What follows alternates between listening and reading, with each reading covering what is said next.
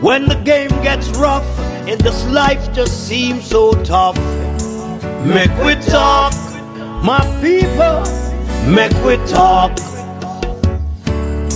When this town becomes an ugly place, don't let it erase the smile from your face. Make we talk, people, make we talk. Conversation is the key, a guiding light for you and me. Spark a talk and you will see. Conflict solver A to Z. World leaders master the art of self-defense just by talk. So people, make we talk. Hey, we're living in a world that on ourselves we must depend. Make we talk, people. Welcome to Make We Talk this evening. I have with me Professor Rosalea Hamilton. We're going to speak about Roll It Back and also the parliamentarians who believe that the 200% increase that they asked for, they should get it. We're going to speak also about the 80-year-old, I hope Professor don't mind, the 80-year-old who they brutally killed. I heard former Minister of Transport and National Security, the Honorable Robert Bobby Montague, calling for hanging, and I support him 100%. A lot of people may say, Jeffrey, you're sick. I'm not sick. We can't allow these people to go to yonder gallows. And because Professor is on here, let I behave myself and eat taxpayers' food, money. The word I want to use is nyam.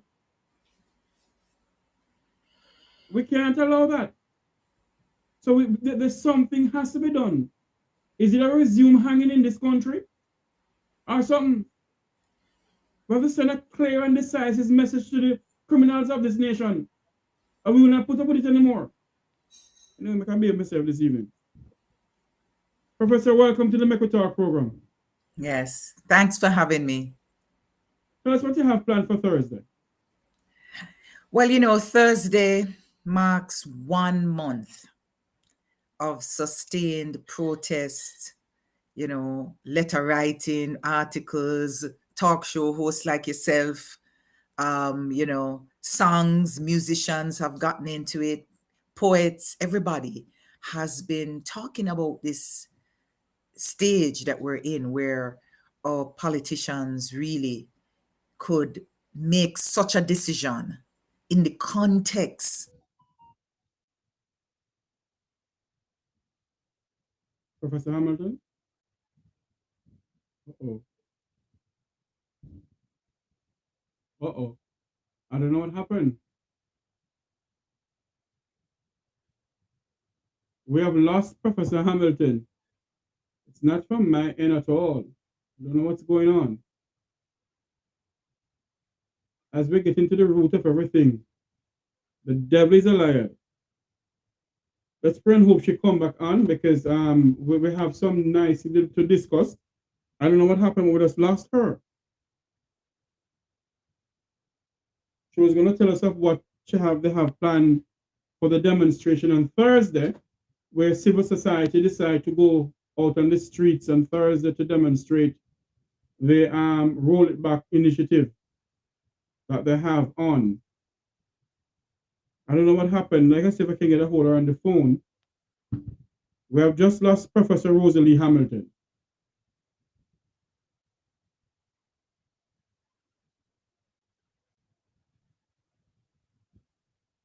We do apologize for that. It's just me alone working tonight, and my producer Owen Brown is not with us tonight. Let me see if I can get a hold of her and figure out what's going on. I'm going to take a quick commercial break. We will be right back. Do you need graphic design services? Or maybe you need branding for your business? How about multimedia production services? Contact Browns Media and Graphics at 876-877-1870. Browns Media and Graphics, developing your ideas, creating your style. Welcome back, Professor Hamilton. Welcome back, Professor. Yes, I'm back. Yes. How are you? I am good. We just lost you a while ago with Not sure what happened. Yes, It didn't seem to be internet because, so I just logged out and came back in. Okay. Yes, you were telling us your plan for Thursday. Go ahead. Yes, I was trying to just set the context that, it's been 1 month of sustained advocacy from the Jamaican people. The day after the announcement, the Advocates Network sent out a press release. We have been sending several press releases to the press with respect to our position on the issues. We have been organizing protests. We organized the lunchtime protests outside of the Ministry of Finance in the Hero Circle, and basically just encouraging Jamaicans to stand up and take a stance on this because, Jamaicans talk about it and we are complaining about it and we don't like it. And I understand their real fears, people afraid of losing their jobs and so on.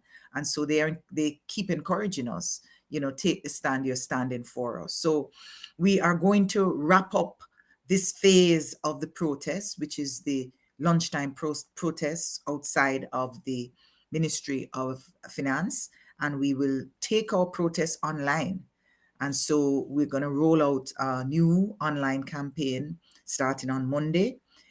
We encourage all the listeners, all the supporters to continue the online advocacy, to come up with your own strategies of making your voice heard on this matter. But importantly, we will also take on the very difficult task of continuing to educate Jamaican people, to engage Jamaican people about our civic responsibility, our responsibility as citizens in a democracy to make our voices heard. This is particularly important in the context of the constitutional reform process that is taking place.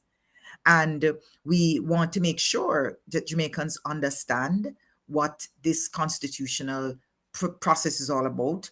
What is the Constitution? Why you need to get involved? Why we need to Jamaicanize the Constitution in a real way, not just having this Constitution come from a parliament, but come from the people, from an arrangement that represents the dreams, the aspirations that we've long had since emancipation. So we want to continue to engage in that process. We are also going to support a debate, a student debate. And this is something we're doing in collaboration with the Jamaica Association for Debate and Empowerment. And, Jade. And Jade will be organizing these debates within school and so on. So all of that is to say, winner is up. We will continue our advocacy and we will ensure that we push for better governance and a better Jamaica. Professor Hamilton, a lot of Jamaicans will say that, because I've heard it myself, where people will call me and say, Mr. Tavares, what you all are doing is good, yes. And, people demonstrating to roll back the salary increase. It's not going to happen.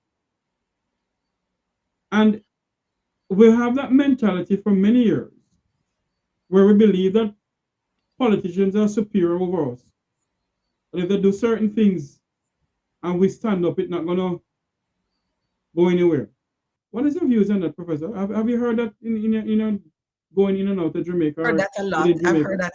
I've heard that a lot. And the same people would say, the Prime Minister would have never turned back his salary. Many of them would say that. But what is the situation today? The Prime Minister rolled back his own salary. And he rolled back the salaries and the pensions, unfortunately, because these are people who are not directly involved in this decision. Mm-hmm. But he's also affected the pensions of former prime ministers and their spouses. Now, in that context, we have to stop and pause and reflect on what that means. It translates to tax savings, so to speak, because it's money that would have been spent in salaries that can now go towards other causes in our budget. And that translates to over $100 million. Yes. Just that decision alone. So Jamaicans should not start with the assumption. We keep doing that because perhaps we think we're powerless, and perhaps we don't understand that the people in power are there to serve us. And when we speak with the kind of loud voice that we do, there usually is a response. And I would say in Indeed. this instance, there was a response. The important thing to also note is that after years of promising a job description and a code of conduct for parliamentarians, we now have a decision on the part of the Prime Minister to set up a parliamentary committee to begin to debate this. Now, we're still waiting for that committee to be set up, and we're waiting on the outcomes of that committee. But at least we've pushed the needle. So we're in the right direction.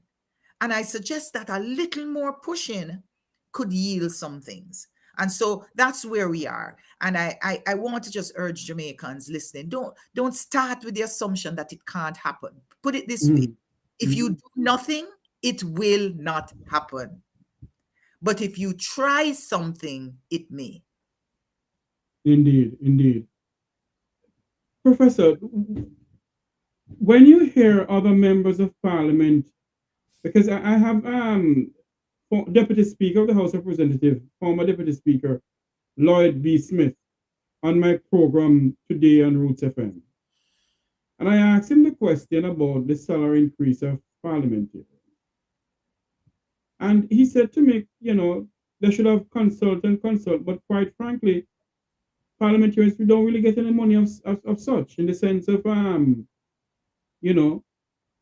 because when they get the salary, they have to go about the constituency, and when them done, give the hard everything leave.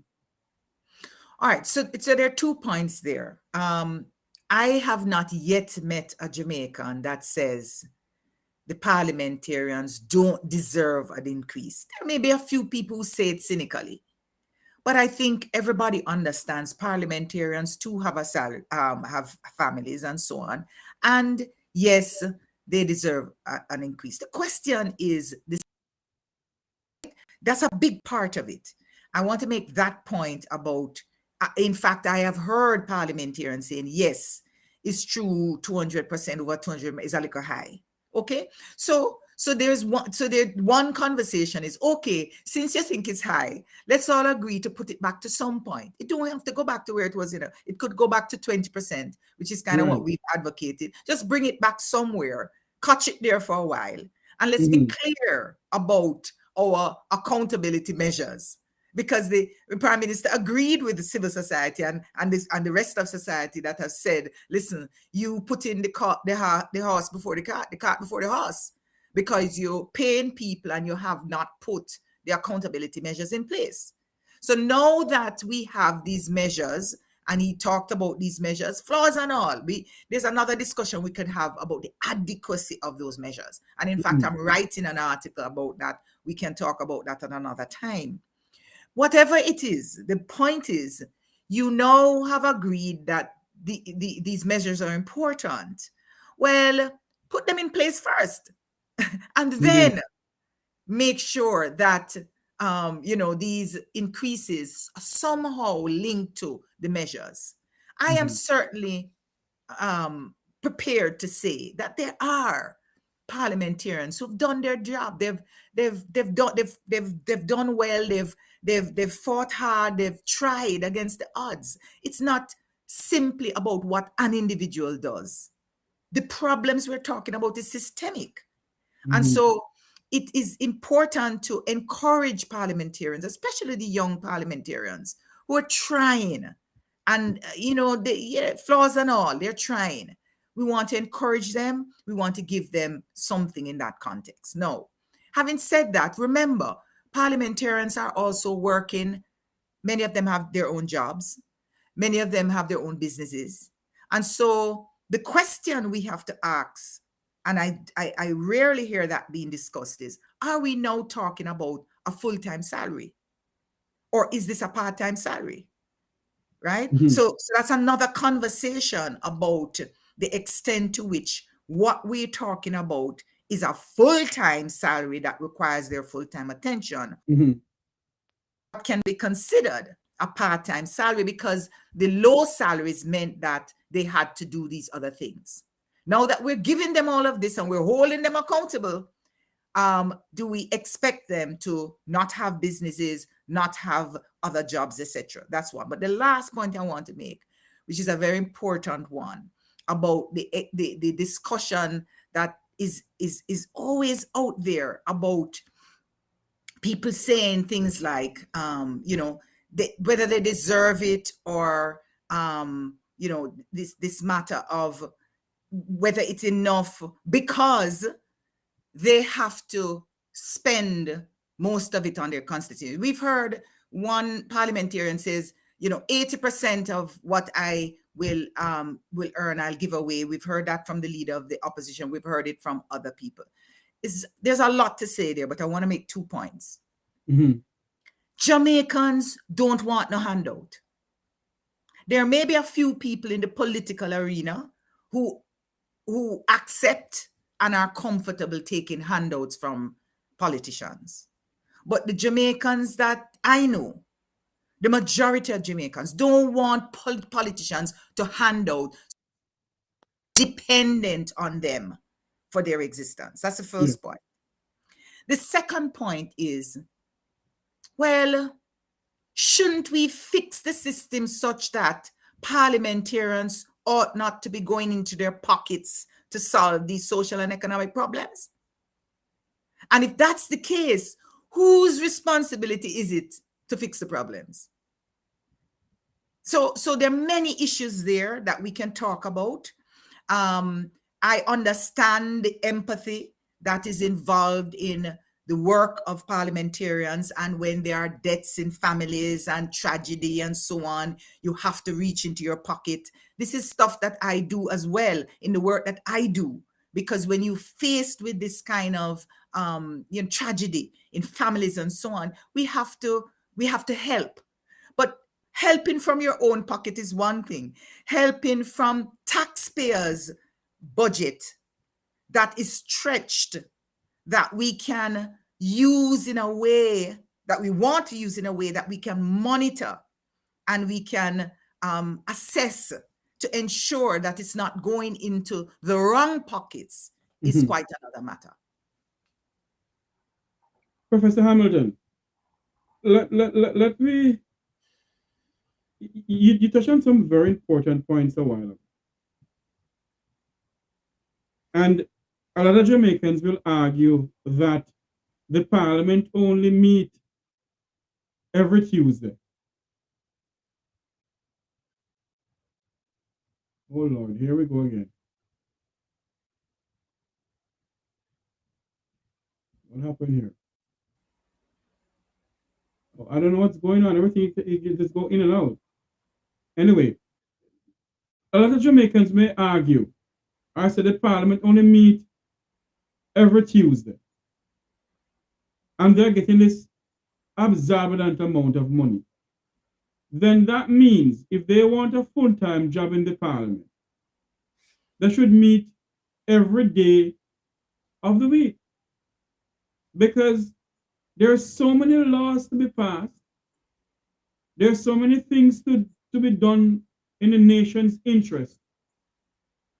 And if they're going to meet every day, or let's say that they meet 4 days of the week then. On Fridays, they're going to the constituencies, and on weekends, they have the time off. What's your views on that? Well, I think an important part of this discussion is that job description. What is it that we want members of parliament to do? Now, remember, parliamentarians have a constitutional responsibility to make law. That's their first responsibility in a democracy, right? We We choose members of parliament to go to parliament to make law. Some of them are in the executive, and they take on the responsibility of executing the laws. And those who are not in the role of executing the law are there in parliament to provide oversight of the work of the legislature.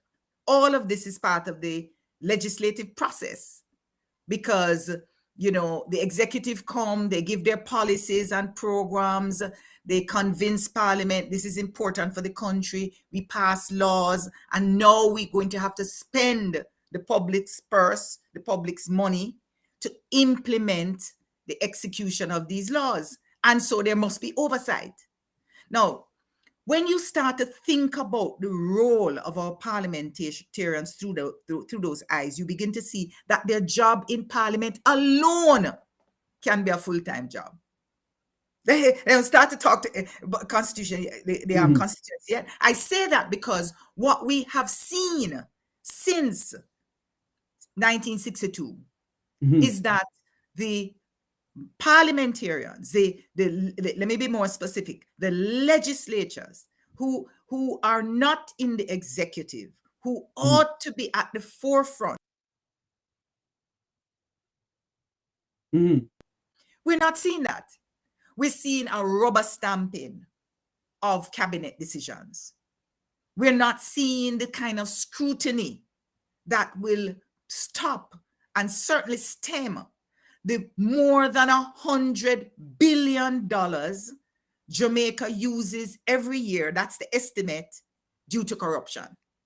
No, let me remind you, that just recently we had an NCU institution in NCU, Northern Caribbean University, that just did a study that pointed out just last month, right, that 60% of Jamaicans think that politicians and central government are corrupt. My God. Now, when you have more than half of your population perceiving what you're doing as corruption, or you just distrust them, and this is not new, we've seen studies after studies that have pointed to this direction. Jamaicans don't trust the politicians. In that context, you have to ask, what is required to rebuild that trust? And this recent decision doesn't help.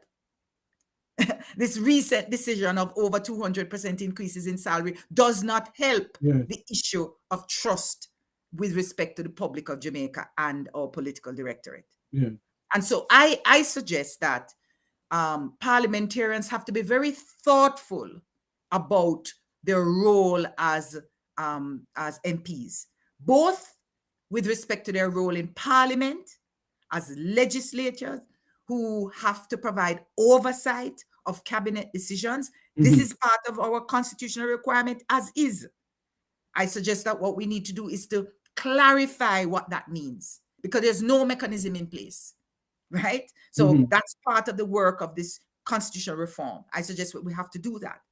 And in addition to that, I suggest that these parliamentarians must put mechanisms in place so that they can hear the voice of the Jamaican people directly.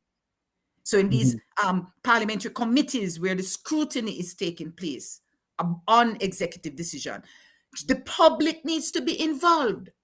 We have to have hearings so we can talk. We ought not to be on the streets protesting. We ought to take our views to parliament in organized hearings, schedules, rules that guide how long you speak, who you represent, etc., etc. And that gives it, through the parliamentary process, opportunities for Jamaicans to have a say and have a voice. So I'm just giving some of the things that we want our parliamentarians to do. And these new responsibilities, because we're not seeing it now, must be part of either our constitution or legislation or some policy going forward. These are the ideas that we think are important as we create a new republic. In addition to the kinds of work that they must do in their constituencies to ensure that their voices are heard. Professor Hamilton, Jamaicans, both home and abroad, as you touch on the Constitution, both home and abroad, is saying that, especially in the diaspora, when the two political parties want money to run their political campaign, they run to the diaspora. Do you believe that a member of the diaspora should sit on the Constitutional Reform Committee? Well, let me say this. There are many Jamaican groups that want to sit on the Constitutional Reform Committee. I've heard the indigenous Jamaicans are saying they want to be there. The Rastafarians are saying they want to be there. The special needs individuals want to be there. Farmers want to be there, and so on. So we could, and the diasporans want to be there. Mm-hmm. So we could really come up with a tremendous list of individuals and groupings that see themselves as wanting to have a say in this Constitutional Reform Committee. No, I think at some point we're going to have to agree that the list is too long, right? Mm-hmm. And so for me, what is more important, whatever group we agree to, and I can agree to any set of individuals that may be part of this process. What is important is a mechanism in which these voices can be heard, directly or through organized groups. So it's in that sense, I think, hearings in Parliament is a good way. Written submissions, and I see that the Constitutional Reform Committee now has these written submissions. I do think that the time frame is much too short. Some people are just hearing about it, and I think it's due next week or the week after. So, for people to be thoughtful about it, especially for Jamaicans who are still grappling with what does a constitution mean? What is that all about? What does that do? We need to give Jamaicans time to do their own research, to really engage, to find out. And in that context, when they understand enough to be able to make a submission. Right. So I am more interested in the process in which all voices who want to be heard have an opportunity to be heard, and the process of bringing these voices together. Because let me say this. So you sit on the committee, you're in the meetings, you make points, and everybody else is doing it. How do you bring them all together so that we have the collective voice of the Jamaican people? And what about those people who are not sitting on the committee? Should they be there? Ought they be to be there? Right? So it's a very contentious issue, and I understand the sentiment. And I think the key point is Jamaicans want to have their voices heard. And Jamaicans are prepared to make their voices heard through groupings, and others want to voice their own views because they don't want anybody to represent their views. And I think that we need a mechanism in which all views can contend. Professor Hamilton, we have with us here Luke George Cook, human rights activist, who is going to join the conversation with us. Good evening to you, Luke. Even Mr. Tavares, Professor Hamilton. How are you, Luke? By the way, this is family, so we should be talking about Rosalea, no, Professor, all the way I want it. Yeah, man, for the purpose of this, we will stick to the formality. I'm very happy to see that Professor has taken on these issues, like so many others that seriously affect the Jamaican people. The challenge for me, Professor Hamilton, is the disregard to which the Prime Minister even started this process of reforming a constitution when the majority of the citizens of Jamaica did not even understand the old one. And to be drafting a new one that must reflect the wish, the will, and take into account that the socio-economic conditions by which the majority of Jamaicans have had to endure needed to change. There was an effort when Vision 2030 came around to try to get a wide consultation. Be it as it may, it was still some name brand people who they went to and did this process. After the process was completed, there was a big disconnect that we had to be paying money to have series of discussion to amend some of the recommendations that were taken. And in this constitution reform, I thought that we would have learned our lesson from that process, that it should not be back way, but we should have a front approach to how we do it. So I would have loved to have seen my MP come out and say, what do you think about the existing constitution? If we were to reform it, would you want to be a part of it?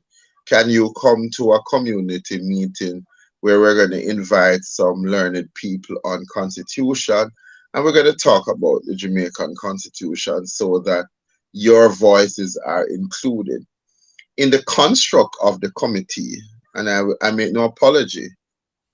You talk about both political dynasties like to talk about how much they love the poor. In under the Jamaica under the Social Development Committee, you have a three-tier leadership. You have the parish, you have the area committee, and you have the community committee. Not one person from committees on this under the SDC structure was included in the discussion. I don't want to be sold on the idea that we just want to depart from using the word sovereign or king. That's not enough. That's just not enough. Not when you have an executive that is indifferent to the people of Jamaica and took a 200% increase, when so many of the people who they said would have gotten an increase in minimum wage are being fired by their employers because with the new adjustment in minimum wage, they are saying that they can't afford to pay that amount. And so you find that a large subsection of the Jamaican population that fall into that 75% of persons who are either ill-equipped, ill-trained, or the education system have failed them, can never really achieve some of the set goals that they have for themselves and their children. So I'm not impressed.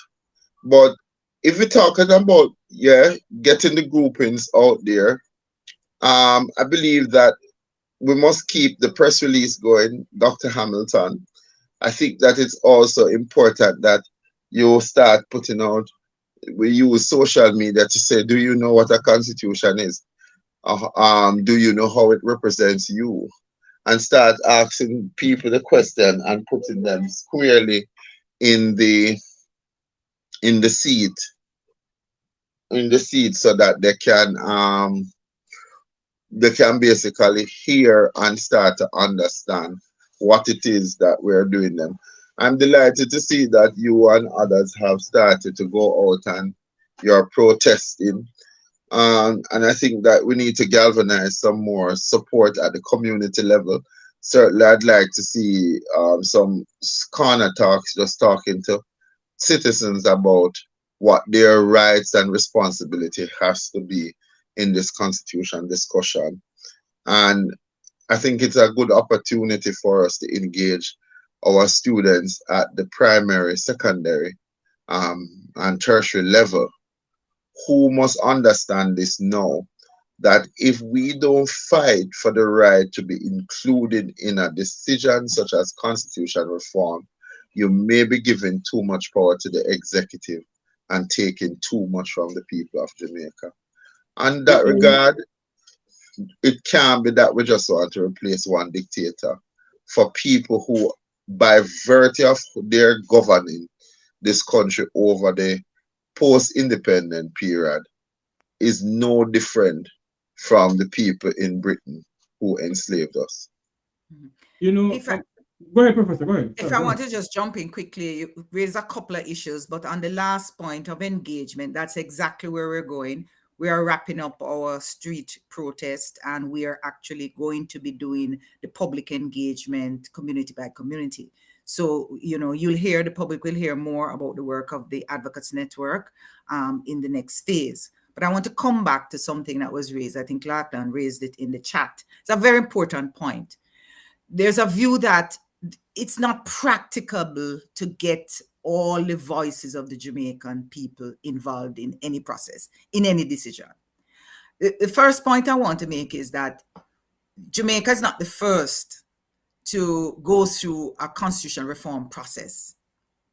And in no society that I'm aware of, when it comes to these policy type decisions, does more than 50% of the population get involved. Most people don't, for very practical reasons. What is important is that we create an opportunity for everybody who wants to do so, because you never know. You may think that somebody in rural Jamaica, you know, is a farmer who can hardly read and write, does not want to get involved or will not have anything sensible to say. So you don't provide a mechanism. That's not the way to go, because he just might, right? And he or she just might, and we want to make sure that. So that's the first point. We have to give people a mechanism, right? Now, the best mechanism we have for representation in a democracy is through our members of parliament. That's how we have understood so far. We put people through our election process. And again, remember, you know, we see in the trends, less and less people voting. The last election, we barely get 30-something%. We don't get 40% of our electorate voting. But we can't, because everybody had the opportunity to vote if you registered to vote, etc. So that's how I see it. It's not that we expect every Jamaican to have a say, but we want to encourage as many as we can to have a say. And guess what? It's not going to be 100,000 different ideas. Not likely, because the ideas tend to coalesce. We live in a social space where we're talking to each other. And so the ideas merge. And so part of the task of any committee, yes, these ideas, so we bring them together to get the best consensus that we can. And not everybody's voices will be heard, but the challenge we have, if we say, no, well, everybody can't get involved, let's only go with 15 say. Well, suppose the 15 people don't represent us. Right? But Professor Hamilton, a lot of Jamaicans are arguing the same thing there, that majority of the people who sit on the Constitutional Reform Board don't represent the majority of Jamaicans. Well, there you Because go. as I would put it, you have people of the Vumvava and the Vumvaveen who sits on it. Yeah, And people who live below Crossroad, nobody will sit on it for them. Well, you see, this is where I don't see, and it will, let's be clear, you know, the terms of reference of the Constitutional Reform Committee is a technical advisory body. That's their role. They said it, it's technical. Now, there may be a few people in there who are representing, but are supposed to be representing, as I understand it, the youth is there and so on. The question is, their quote unquote representation is about giving advice. Now, if we want representation, and we will want representation throughout this process by the time we come up with a decision, it will go to Parliament at some point. And it is when it gets to Parliament that our representatives can be heard. So I say to many Jamaicans, listen, you can, if you feel strongly that your position is not being represented in that 15 people who are there, why don't you go to your member of Parliament, create a meeting, and say to your member of Parliament, listen, you see this thing, talking about there? This is our view. Please to represent the view. And if they don't do a good job representing your view, then, there's elections and you know what to do. So I think that's how we have to start to think about this process, because it can't continue to be a set of privileged individuals or bright people or political few or whatever, or rich people or whatever, who continues to get these opportunities. If we want to broaden this, and let me say this, I'm going to stop in a sec, but it's very important to say this. This is not simply about the concept of democracy. It's that. Right. But in the modern world, it's fundamentally about how we make creative, cutting-edge decisions that can enable us to win in a global competitive marketplace where the world is pursuing their own interests and Jamaicans must pursue ours. And let me explain that a little. If we simply replicate what everybody else does, both in terms of our systems of government, in terms of our economic system, etc., then we be behind the curve of the people who invented it, because we can't do it necessarily any better than they do. The Jamaicans shine in a world, on the world stage, because we come to the world stage as a unique human being. We're different, and we speak different. Our culture is different. Our music is different. Our thinking about the world is different. Marcus Garvey took the world because he said to Africans who were at the time seeing themselves as less than humans. They were told they were less than humans. And he created an image of who we are that really blew the whole African world open. Yes. And everybody said, yes, that's a good way to think about who we are. We're not who they say we are, etc., etc. And we can talk about, so our creative capacity is key. Competition means we have to win. We perpetuate since our independence, pretty much, right? We have had this imbalance in our terms of trade. We import much more than we export. So we want to create innovative goods and services. That must mean we have to think outside the box. And I say all of this to say that when it comes to the kinds of decisions that we must make to fix our economy, to create new opportunities, to solve crime, to create a republic, we have to rely on the potential of our people. We have to rely on their capacity to think outside the box and not just regurgitate ideas.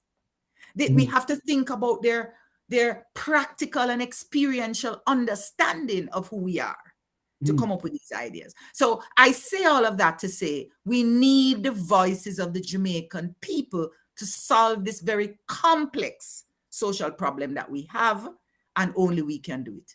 But Professor Hamilton, you said that we need a voice of all Jamaicans.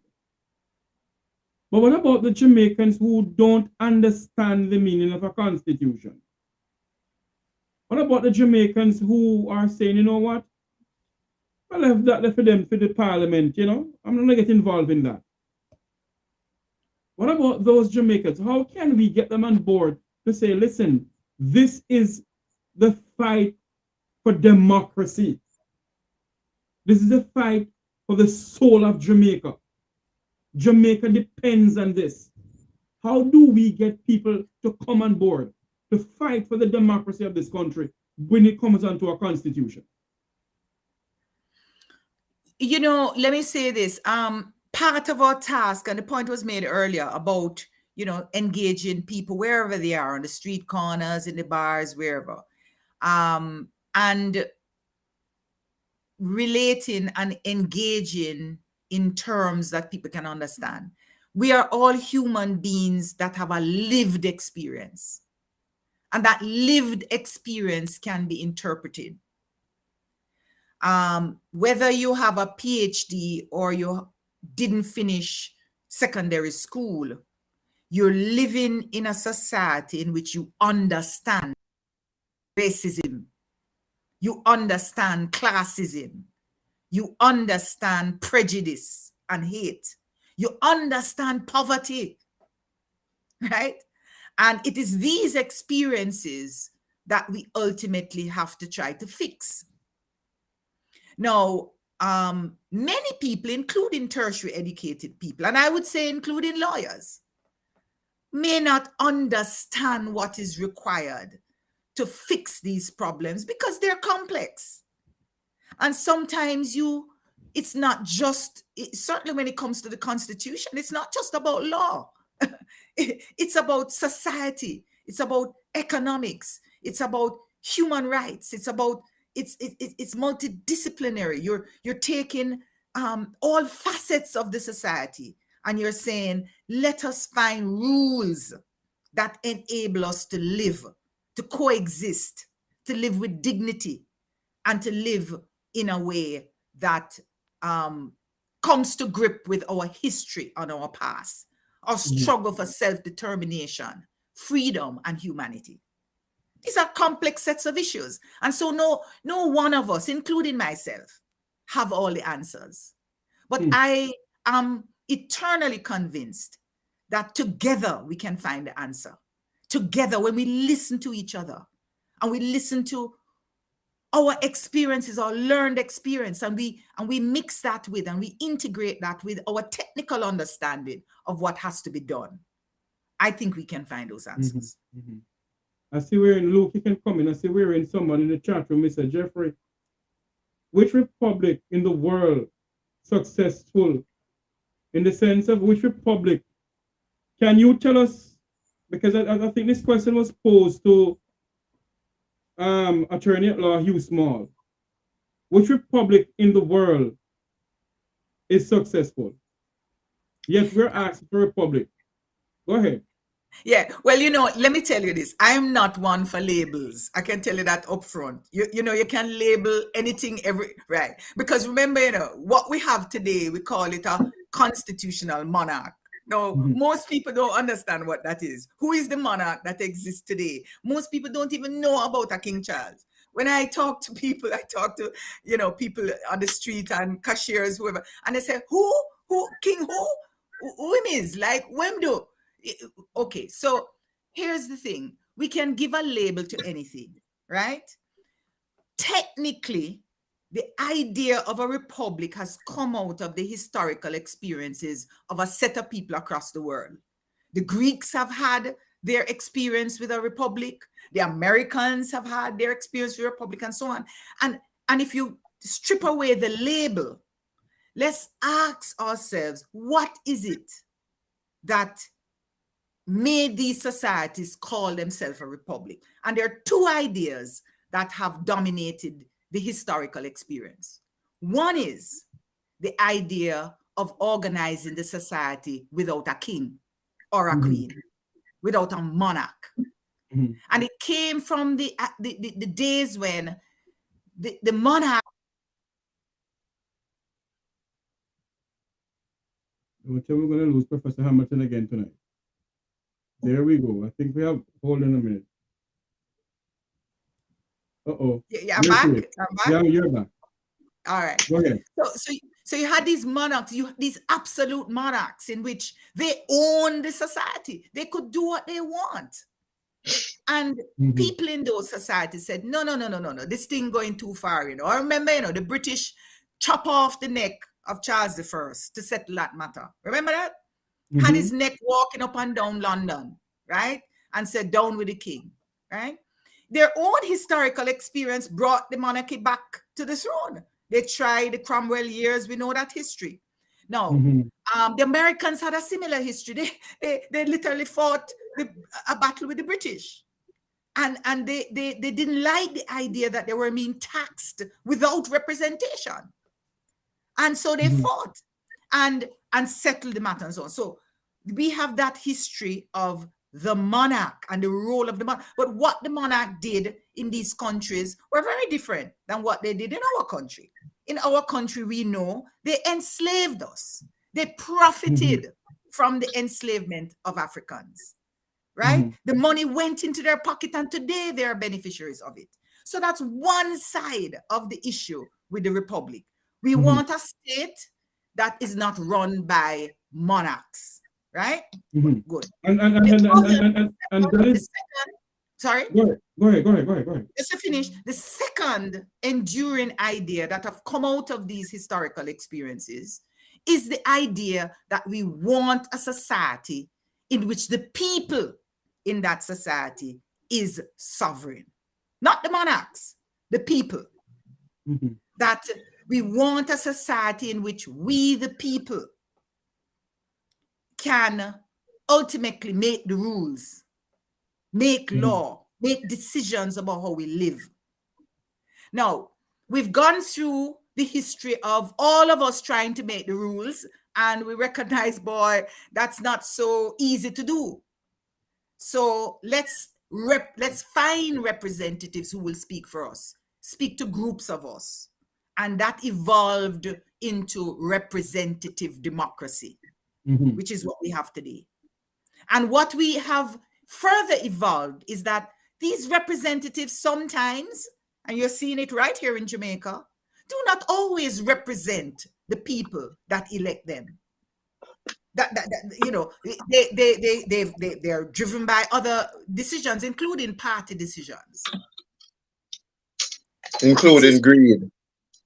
All of that too, right? But so participatory democracy, right? And so democracy in which people are directly involved, are participating, not just waiting for elections, right?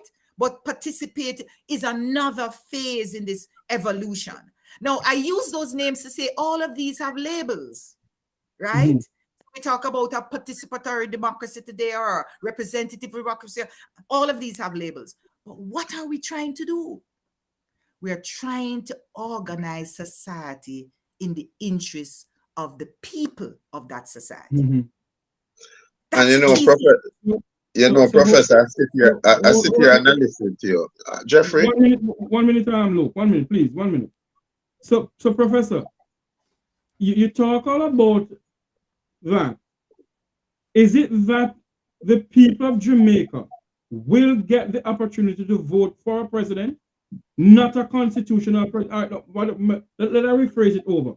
Do you believe in a ceremonial president or a president elected by the people, of the people, and for the people? All right. So again, you see the issue of labels come up because I will ask the question, what do we mean by a ceremonial president? A quick answer is a president that mainly does ceremonial things, right? And go around and name. Go ahead, yes. Right, exactly. And we label our Governor General right now as a ceremonial Governor General. But the truth is, he does some other things, not just ceremony, right? So I ask the question for Jamaicans who are getting people to prison for Aki. Whatever. But here we're coming from. We have the label ceremonial, we have the label executive. What is it that they do? Let's first understand what they do and what we mean by these labels, and then let us decide what it is we want. So I want to relate it back to the other point about a republic. So we're calling about this republic. We want, where is it working? And so it may not work in other countries, but it may work in Jamaica because we are going to define a republic the way we want to define it. We're going to put rules in place the way we want. That's the lens I want to urge Jamaicans to see. So we should create, first of all, a terms of reference for our president. Let's say, what is it that we want the president to do? When we decide that we can give him any label, give him ceremonial, or her, by the way, ceremonial, executive, hybrid, Christian, whatever we want to give that label. Remember, you have to go behind the label because that's what is important. What is the work of our president? And when we answer that, we can answer the rest of the question. How best to elect or appoint or select that president? What label we should give that person? How they should be paid? the rules that govern them. There's a lot of work that needs to be done. So I don't think I hear this debate, executive. To me, I don't want to get into that. If you want a conversation about what is the roles and responsibility that we should give a president in the context of a republic we're trying to create, where we are trying to make Jamaican sovereign for the first time in our history, then we can have that conversation. But how does corrupt leaders make something sovereign when they have enjoyed so much of the advantage and have taken so much advantage of the people? How does a corrupt political system like the Jamaica Labour Party and the PMP gets to make the decision that, because what you're talking about is empowering us to be once and for all feel like we are somebody. And yet still, in the middle of all of that ideal about we becoming a republic, and look here, you have a wage war that has gone on for many, many years, where you have people working at different level of the society who have been saying to the government, as the economy grows and sometimes it fluctuates and sometimes inflation eats away at the little that I have, I'm asking you for a little bit more, because with that little bit more, I might hire a domestic helper, I have to get a gardener, I have to get somebody to watch my kids. So out of my little, I'm paying 3 people, which means that some people are not unemployed and on social benefits, but they're making some money. And then you go in and you said, okay, politicians have not gotten a raise in many years. And then you say councillors have not gotten a raise in many years as well. But you go in and you negotiate your salary to be 200% the people who literally keeps your society going every day. And you can justify why the politician, and most, if not all of our politicians, Dr. Hamilton, do have second and third businesses that they do. And so it is not as unbearable as they're making it out to be, but it shows, Go ahead. right, it shows a disconnect. And honestly, why wasn't, for example, why don't ever consider you, who have had a track record of working in every area of Jamaica? Who don't know you, who not born? Rosalea Hamilton is a house, and everybody know you champion those important causes where you try to smartitize people, from the trainings in entrepreneurship to you leaving your illustrious job at UTech to go be foundation head at LASCO and so forth. Why wasn't it considered that persons like you with the wealth of information who understand the growing pain of the Jamaican people are overlooked? And wasn't it deliberate? Because in this new ideal, although we're getting rid of the king to become sovereign, it would have been more effective if we had seen a sort of shift in behavior towards the majority of the Jamaican people who are used to vote for you every 5 years, but their social and living condition have never changed. You talk about something, Dr. Hamilton, like early childhood education, where you only have the person at that level engaging the Jamaican children, and a lot of them in very poor and depressed community, only having to do a level 3 at Hart NTA, where they basically learn how to have contact time, develop lesson plan, how to teach a class. But you don't see this as important as a constitution for better pay the people who are going to set the foundation. So although I'm not saying that the early childhood teachers are not doing enough, but if they were better trained, they would probably be better able to deliver the lessons that are necessary, including teaching children about their constitution and social responsibility. Shouldn't you have put enough money there? You're talking about a reform when Dr. Hamilton, the hospital that I will have to go, and you may end up there because of your humanitarian efforts and the things that you do is unbelievable. And you want me to believe that these reformers are really doing that in my best interest? No, I don't think so. I don't think so. It's another sham. But the conversation must be had. That's my opinion and my experience, as you said, have brought me here. It's another sham. Constitution reform. When Mr. Core, them did sit down and do it. Warm to all of them document there. Warm to all of them document there. Now them come and them lock the door in our face, Dr. Hamilton. Why couldn't they televise the discussion? And like this program, people are voicing their opinions. Everybody who have an interest in it could have been voicing, and you go back and you read this transcript and say, Hamilton said, talk to the farmer down there, so because although I might not have no 260, you'd be surprised how he understand based on his experience. How can we have a reform when you have state of emergency that you lock up young people, make them lose them work? But no, you're gonna say, I care about you. So King never care about you, but me care about you. So me want to reform it so you can be empowered. But that empower, what will that empowerment look like, though, Professor Hamilton? What will it look like?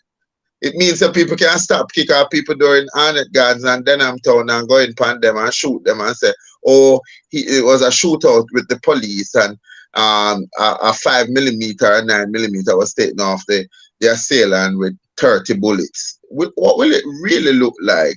Because to me, if you really wanted a reform, you have to talk about the systemic problems that we're facing in this country. And as you have rightfully said, is the brown versus the black, is the color versus the dark, is the address versus the upper crust. And that some of them think that we should have stand down before we reach reform, where a real conversation can be had. Them thief you see and bought money, and him not get back no money. Okay. And Mr. Leachin did that thing. Mr. Leachin tell me, say, me have to pay him for put money in him bank, and me have to pay him for dry it out. Wrong. Nobody never defend we. Yeah. You know, there's a lot. There's a lot that needs to change. I like to think about what is happening as we're trying to rebuild a house that was never built for us. You know, when you know our colonizers came, they built a house, they created the best space for themselves, and you know, just generally gave us the crumbs. We know that history. Since independence, we've been trying to patch up the house, and to catch it up so that all of we can live. But the truth is, it a pop down. It popping down. And we kind of have to, we at this point now where we have to rethink the strategy of, you know, fixing something that's rotten, that's broken, and we have to really consider rebuilding. And that's not an easy task for society. It is challenging because we don't want to throw everything out. There are some good things that has Professor Hamilton. Marcus Garvey and you know, all our musicians and our athletes and so on, that has made us proud, in spite of the problems. But we know that a few people doing well, coming out of the circumstances that the majority of us are in, is not enough.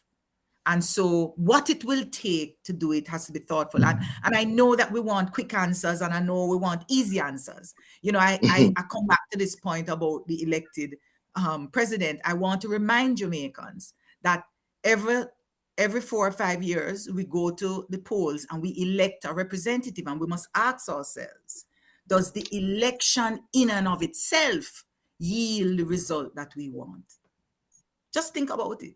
So the issue is not whether we elect the president or not. What is it we want the president to do? How will we hold that president accountable? And that is Well, the challenge we have right now for our Prime Minister. well, Right? when the discussion comes forward, I'm putting up you and Greg Christie to become president. So No, and again, here's the and point. and Let me make the and point this way. no, no, but you Let me see, make this the is it, point you this know. way. You're gonna make the point This this is way. it. Listen, You at see, my age, and me at not gonna Greg make it. Me not gonna make Christie's the point, you know. But that, Prof, look here. Them can't name Bob Marley national hero, and him could have the worst than Michael Manley in terms of relationship with Wally woman. Me don't know Michael did a smoke, but him probably had a couple to drink. But Bob Marley today is still bigger than the Jamaican brand.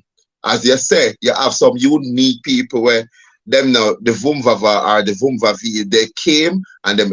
You have Usain Bolt who came back now to put us back on the world stage. And a man put up his money in a place where people know that they were getting the reports, Prof, that the place having some serious challenges and therefore there is going to be a major fallout. One woman, Prof, gone to jail for that. And yet we move on from there. You know what power on today now, Prof? The university students who had the disability disappear. We don't know what became of her. And as a result of our inaction, we lose an 8-year-old. And then me I look on the news today and I say, another teenager have been missing in the same location. Which means that if you really had the competence of investigator, that area should have been called enough, and you start talking to people from door to door to say what you might have seen, you know. But that is not the way we go, because look here, me not like this, you know. Maybe because I don't know name brand pick me. But me know say if Mr. Holness children were abducted, the 24-hour rule go through the gate. And we're gonna look for them. So the idea that I would love to see a republic that recognize a Rosalie Hamilton, a Luke George Cook, a Jeffrey Tavares, the will and wish of this robust, dynamic set of diaspora people who we over the years, from me knowing myself, from me having a little sense, them the people that do more for Jamaica, because when you look at it, you have about 9 million of them living in the major countries we know, but then we're not taking into consideration the African one, the people them were gone up in a Swaziland and some place where me just hear about Itri and so forth. And yet still they are marketing the noble idea of the Jamaican society and what it has to offer to the world. But they are not even invited to the discussion. So I'm just saying to you, Dr. Hamilton, Professor Hamilton, do you really think those who are now making the decisions are interested in what we are saying? The mere fact that you're out a road and them know you're credible, I think they should have broke a discussion with you to say, all right, Rosalie, go deliver to us what the people are saying. And on the basis of you going out there and engaging them, we will take the recommendation. That to me would seem to be some servant leader that is interested in the voice of the Jamaican people, notwithstanding. We must give up the fight, right? We must give up the fight, and this is where I believe that you deserve all the support that you're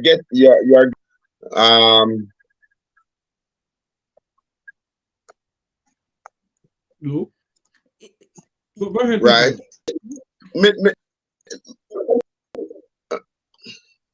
You finish? Go ahead, Yeah, well, Professor. let me just say this. You know, I don't think it's about any individual and or rules and so on, because it's important. I was trying to interrupt you to say, listen, at our age, it's just a matter of time. We're off the scene. This is about a process, a set of rules and so on that guides the next generation and the generations to come. Michael is older than your Prof, and him still in a parliament. Don't worry about your Yeah. age. We have one truth. We can keep you young forever. Don't worry about that, man. We are gonna fix that. All I'm saying is that the solutions is not in the hands of any one individual. That's really my point, you know, because so far look at the American system, for example. Look how long they've evolved this democracy. And it took one president to tell them, listen, you see this thing we have? We're courting trouble, right? And so we're seeing things in America that we've never seen before. So but would we see that in Jamaica? Well, we can, because right now, let me remind you of what happened in 1962. 1962, in the conversation among the few in Parliament around the Constitution, the issue of the powers of the Prime Minister was discussed. And the view at the time is we have to be careful because we can be breeding a kind of constitutional dictator. And that was the term that was used. Right? Like the Prime Minister we have now. Woo! Well, that is what they were describing back in 1962. Right? I see it happening now. I see. Rosalea for president. It took individuals who pushed the system to the limit, right? And it took a whole set of forces to get us now here, where we're seeing decisions and things taken that everybody has to step back and say, what? Who would have believed that a prime minister and a cabinet could approve more than 200% increase to themselves? It's just incredulous. And I asked Jamaican people, suppose it was 500%. Would we have reacted any differently? No. The point is this, that the power to do it is in their hands. The same way they increased it to 200%, them could have increased it to 500%. Sure. So the last point is this. They saw it back then that we have to make sure that there is adequate oversight of the role of the Prime Minister and the executive. These decisions are too important and can dominate everything in the society. So we have to have scrutiny and oversight. And the warning was made back then. It was not heeded. The Constitution passed and we have what we have today. And in 2023, we're still grappling with that. Every law student understands the over-centralization of power in the hands of the Prime Minister. And I keep asking, I've said it to a couple of my colleagues, I said, in law school, when we were all taught that, how many of us were taught how to undo the over-centralization of power in the hands of the Prime Minister?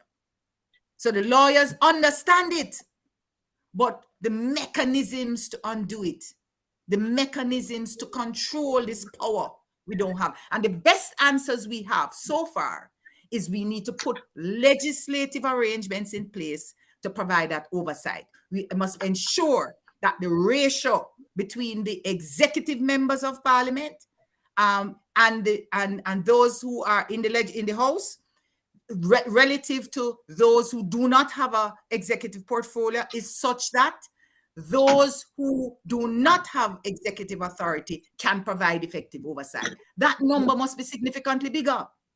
And we must also talk about electing our senators so that they too can provide the kind of mechanism for oversight and for giving Jamaican people a voice. Now, when we put these kinds of mechanisms in place and we create the channels for the oversight through the parliamentary committees, etc., then we can talk about a shifting around of the power structure that can effectively make Jamaicans sovereign. But Professor Hamilton, a lot of Jamaicans are saying, I am saying, that we want a new constitution reform and everything. But we have a person who presided over the Tivoli Garden incursion, or what they want to call it, invasion of Tivoli Garden, incursion, who is now the ambassador of Plentiful. Because Jamaica is the only country that appoints ambassador unto itself. who is on the Constitution Reform Board or committee. And I speak none other than the goodly Rocky gentleman, Mead. Rocky Mead, Rocky Mead, who has no respect for the Jamaican people. who, hold on here, look, that's true, who presided over Tivoli Garden. And he was the one who sent the Jamaica Defense Force to Keith Clark House to assassinate a Jamaican and Jamaican style. And he sits on the Constitutional Reform Board. Yeah, murderers. Then under that, look, again, I said to you, the construct of the board does not reflect us. Rosalea Hamilton, with the wealth of experience and work that she have done, should have been on it. Therefore, when you were going to set up a committee, you really should have asked Jamaican people to nominate who they would like to see on the board. You don't want a board that you're going to put far too many so you don't get any. And then you, in a working democracy, what you would have heard is that we are also going to be transmitting the sessions of these discussions for all Jamaicans to participate in it. The Prime Minister, of course, had to put his good friend Rocky. It was the first time that the men in the military asked themselves, how come the army became compromised by having a Prime Minister and a Chief of Staff that was so close that some of the atrocities that were happening in camp, you have to ask yourself. But you see, I have no proof feed, so I can't say them thing they are true. But just look at it. All of the people, them, Nadine from Upper Yui, I will live Jamaica not even like she. Right? But look, the ordinary people were out there every day a fight for the Jamaican people. You see, because them can talk good and them language is very good, we show them panic. But again, a Rosalie Hamilton can talk about the reality because she walk it. These people can only talk about the theory because that's what they study. They have not walked the reality of the Jamaican people. So when this come to referendum, everyone thinking voter for vote it down. They didn't start with the voters because they have no respect for us. And this is why you have to, as Rosalie said before, you have to ask yourself, if you keep on doing what you're doing, you're going to keep on getting what you're getting. So don't complain about the black dog or where I swap for the monkey, because you, the voters, have the right to vote out that person and make sure that the person who is there is doing the job. And so if you look at the dynamics in Trelawney, you never find an MP except for Miss Dalrymple, who got everybody yard and friend up everybody down there, and everybody call her, and she abuse it now when she come and talk about the parliament is the highest court of the land, the highest court of the land. Well, you know, if it was the highest court of the land, how come you're having a land matter where people are saying that you are trying to acquire their lands by false means, and you don't leave the highest court of the land so that people will see that you respect the court, that when the matter goes before a judiciary and it is decided that you were not acquiring any such lands by false means, then you can come back because you have redeemed yourself. But again, as she said, we give them the power, but we never know how we're going to control it. We have created little monsters, and the little monsters now are taking the constitutional reform to reform how their bad behavior will continue, because them know that the majority of people might say, well, we're not really interested in that. But me say, if a 50,000 are we interested, or half of the population interested, keep the fire burning, because if we don't stand up now, we're going to lose all rights when these people further continue to empower themselves as our new slave masters.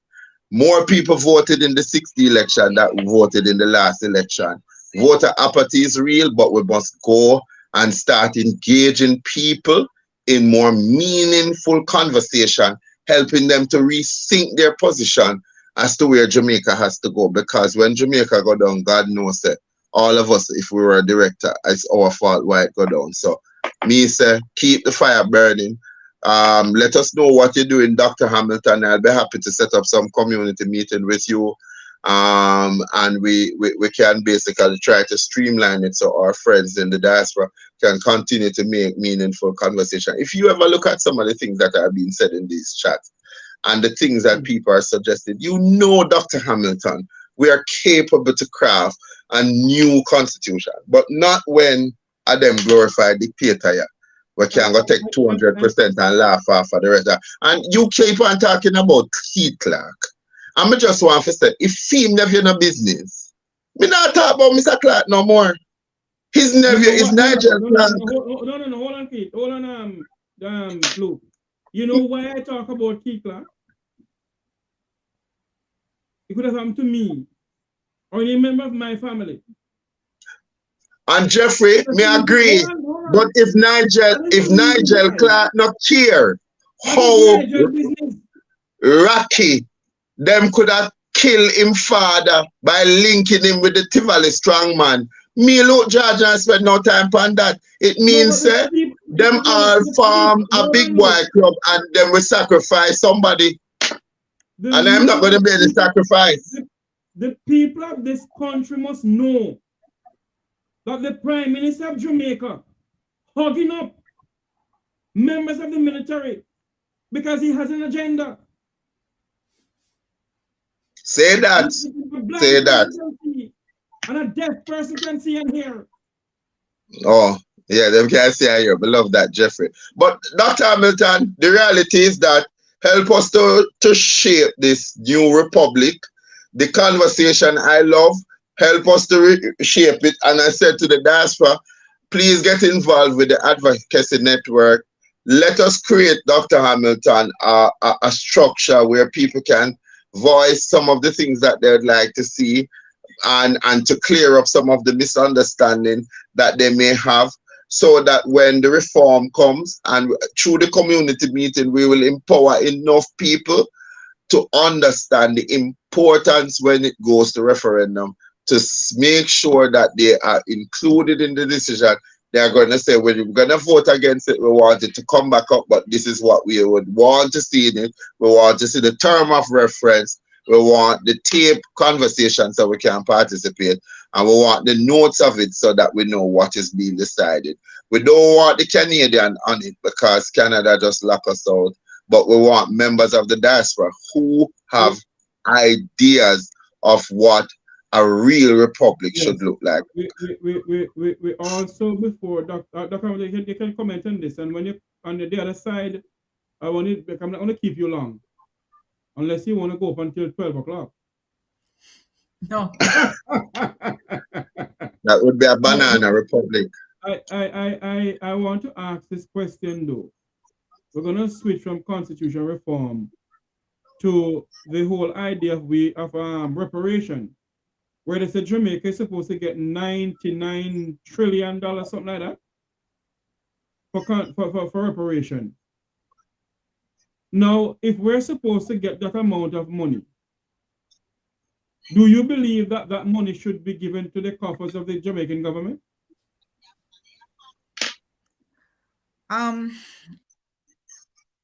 Two things. I wanted just to respond to Luke Yes, for asking a question about the engagement of the diaspora. I just want to say that the Advocates Network have members of the diaspora actively involved in our work. We believe that our advocacy for good governance and human rights must include Jamaicans at home and abroad. And we have been engaging this public conversation and education on the Constitution since June of last year. And we started engaging the minister. Minister came to our first meeting, agreed that public education is important. And we're just very surprised that up to now, we've just beginning to see over the last 2 months or so, any public outreach engagement and so on. So I just want to make that point. Your question now, Luke, is about, remind me what you just said here. You were asking about,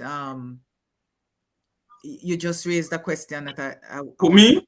Yes. Yes, sorry. Jeffrey.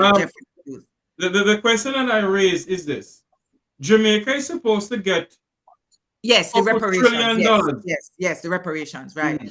So the first point to be made is that the CARICOM Reparations Committee has put on the table, and the recent report that was published that quantified the amount have advocated for these payments to be made for developmental issues and not to individuals. And I want to say that because there's still a view that, you know, money should come to individual and so on. But that's what is on the table. The second point that was made, in fact, there was a presentation at UWI, and Judge Robinson made the point that his own view, and certainly a view that I share, is that any such payment should be made it's through some institution that's created that is not part of the consolidated fund and in the control of the government. And that perhaps the ideal scenario is a situation in which the public sector strategies and programs for development is aligned with the funding for developmental issues. The practical reality of it, we don't know, but I want to say this. Part of the reason the work of the Advocates Network is important and related to reparations is this. While we understand that the problems that we're grappling with are systemic and rooted in that colonial history, for which we want reparations because it's money owed to us, we're not begging anything, right? How we use the money is very important. And to the extent that we don't have governance arrangements, both in the public sector and in the private sector, let me make that point. This is not just about what the government do, but what we do as people, right? If we don't have adequate arrangements in place, then that money can go just like the millions, let me say billions of dollars that we've spent trying to fix a crime problem that today is still. And so I say all of that to say this, that we have to do much more on improving governance. We have to do much more on fixing this culture of authoritarianism that we have. My way or the highway. You know, we breed dons in not just in certain crime-prone communities, but in our households, right? That's the concept of leadership that we have. That when you're a leader, you're a don, or you dominate and you're authoritarian in your own right. And we have to unlearn that. These are some of the cultural, psychological mindset shifts that we have to have in order to create a framework, whether public or private, that can manage these funds. So there's a lot that I think we need to do to be able to better deal with these funds. And last point on this is this. Throughout our entire history, we have been taught to be divisive. Yes. We have never learned the art of collaboration and working together. We have an instinct to tear down people. Yes. To find fault, to major in the minor, right? So somebody doing 90% of the thing them doing good, but the 10% where them mess up on, that is all we are focused on, and we cost the people them, right? And that kind of culture of tear down and divide and rule has kept us weak. Indeed. And so one of the things that we've done in the Advocates Network is to, we have a couple of guiding principles. And one of the guiding principles is to recognize that we have differences. We have differences of viewpoints. We have differences in lifestyle. We have differences in viewpoints. All of this doesn't mean we can't work together. So when we find common ground, let's build on that. Let's don't find reasons to keep us separate, because that's our entire history. And it has not served us well. Let's build on that. Sorry, go ahead. Find reasons. Sorry, go ahead. So I'm suggesting that as we think about a period where reparations may flow, let's not just focus on the money. Let's focus on the process of using these resources to achieve our developmental objective. And a lot of that is about who we are as a people, how we've overcome some of the baggages that we've carried, especially this idea of emancipating yourself from mental slavery. You know, we talk about it a lot, but oftentimes we don't stop and ask ourselves, are we emancipated from mental slavery? Are we still carrying some of that colonial baggage in how we think and how? And it's when we do that, we'll have the reparations funding. Ideally, we want a situation in where the money could go to government and we don't feel no way, because we trust government and we understand that we have a new arrangement. But until then, we have a problem, and we have a lot of work to do to get to that point where we can truly trust our representatives to really act on our behalf. No. Well, look here, and in that discussion, Prof, those of us who want our share for take it, because the truth of the matter is that there are those of us that have been on this battlefield for so long and have given up more than 1 pound of our flesh, and we have never gotten a payday. The structure that we talk about inherently, what you're saying is ideally what I would love to see, and I share your views in terms of that philosophy. But Professor Rosalea Hamilton can make people give her money quicker than a Loot George, because Loot George's story started at Arnett Gardens. And not to say that there are some Arnett Garden people who have sold out Arnett Garden, but say they love the poor.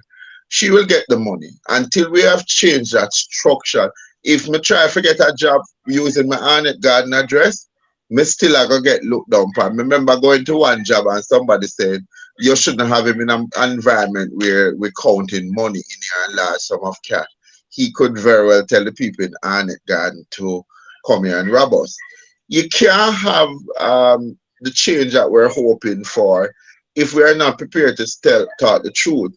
First, we have to look at how we have allowed people in certain parts of the country to become criminalized, and there is no justice that we have dispelled for those people. We don't have sophisticated lawyers that we can pay for, but sophisticated lawyers are now jumping on the bandwagon and talking about why the increase must come. So while I agree with you, there are some of us who would like, when the repatriation money come, we would like our money in our pocket, because until we get to the stage where you talk about how divisive we are, when people stop looking at Jamaica as JLP and PMP, and earlier on, I said something about Bob Marley, and somebody in the chat said, who do more for poor people since Michael Manley, Luke George, Rosalie Hamilton, Jeffrey Tavares? Stop selling the idea that he did it all by himself. There were other people in Michael Manley cabinet that did far more than Michael Manley. The policies that Michael Manley pushed was not created by Michael Manley. Yes, the evidence of it, which is this is one of the reasons why we must come out of this mindset that an individual sit down and think of all free education. It was not him alone. There were people there. Oh Lord. Let me Professor Hamilton? Yes, I'm back. Yes. Luke, let me say something to you. If you follow people in this chat room, is it? You'll continue responding to them. No, I'm responding to them. Yeah, I'm responding. Hold on, Luke. I appreciate you coming on. but some of the people come in the chat room have an agenda. Yeah, And Jeffrey. And Jeffrey, I'm responding to that. Exactly what Rosalie just said. If we start to look at the view that all of this individual, look at the bulk of work that Rosalie is doing, look at what the network is doing, look at the fact that you could have been making millions of dollars, but you make me talk so we can educate people right across the length and breadth of the world. We must stop narrow down the discussion to one person who did this, because in a Jamaican, oftentimes Professor Hamilton know this. The people that do the bulk of work are never the one that are given the praise. And that is why I will never stand up and take an award when me knows that it's not me alone that do it. If it's not for all of us, then I don't want it. And on that note, I am saying that while I can agree with how divisive we are and we like to tear down something, sometimes Doc, you have to see it as venting. Because when you sit where I have sit and see the cruelty that happened to people, you know it, that. You know it, working in the trenches of the inner city and just looking at how the law applies to one citizen versus another citizen in another space. It's just unfair. And sometimes, I tell you the truth, you can't help but to be angry and want to vent. Because when you look at even how a man who goes to jail, Rosalie Hamilton, and he pays that time, he comes out of prison, he's looking at a job, he applies for the expungement, and you're going to tell me that after I pay the time, you still are criminalizing, you say those things are not expungible. So why did he bother to serve the time if that was what the rule of the law said? And he pays $3,000, Rosalie Hamilton, 5 times, but him can't get a work. So when him don't get that work, what do we expect him to do? So we first make criminals and then we punish them for what they are doing. In other words, I'm all for the way forward, but I am not going any way forward with these corrupt set of politicians that have delivered a deadly blow to the Jamaican people. Every one of them should resign. And we start with the new republic, with a new set of people who have the vim, the vitality, and the vigor, who will think about country above self. Because we know teachers right now, we can't pay them light bill, and the people have to run extension card through them window.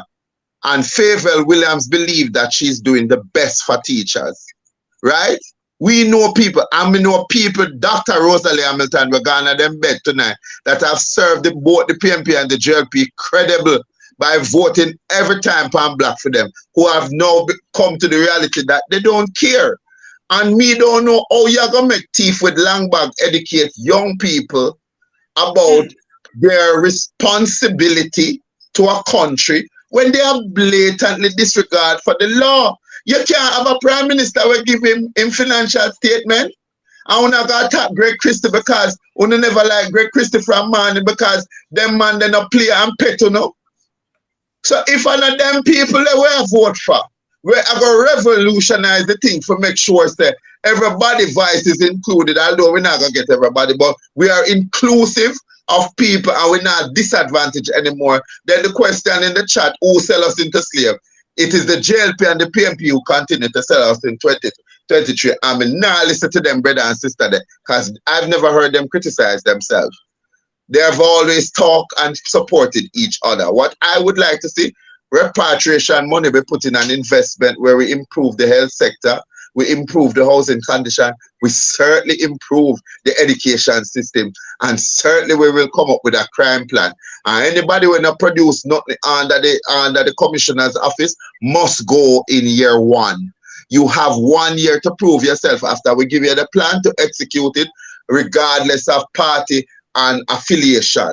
In the education, I'm hoping that we will have a microcare center that will assess children learning curve, and so we fit our education system to meet those children demand.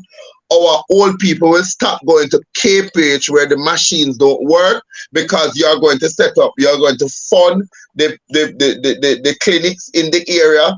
And so when they reach at the hospital, there is no overcrowding, because you're going to move the clinics from a type 4 to make it a type 5, that you give all of the various discipline and the equipment there that them can test, and when them can treat with something, them send them to larger hospital. I like the Jamaica Police Force not to be called the Jamaica Police Force, but to be called the Jamaican Police Service. And anybody in a criminal activity, don't ask the citizens to call in and tell us who is doing wrongdoing.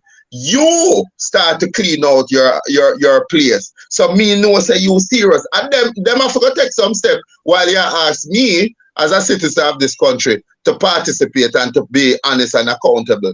Everybody have a role to play, and I just want to big up you and Jeffrey and everybody listening on this who really wants to see this transformation. I'm dying for it because I want to live in a country where I feel valued, where I'm not shut out of beach, where I don't have to produce an ID so I can pay 600 and not 20 US dollars. Rubbish. Who owns beaches? Who owns beaches? Professor Hamilton, we have an earful. Go ahead. I know it's an earful, but I want to just say, I want to ask the question and answer it.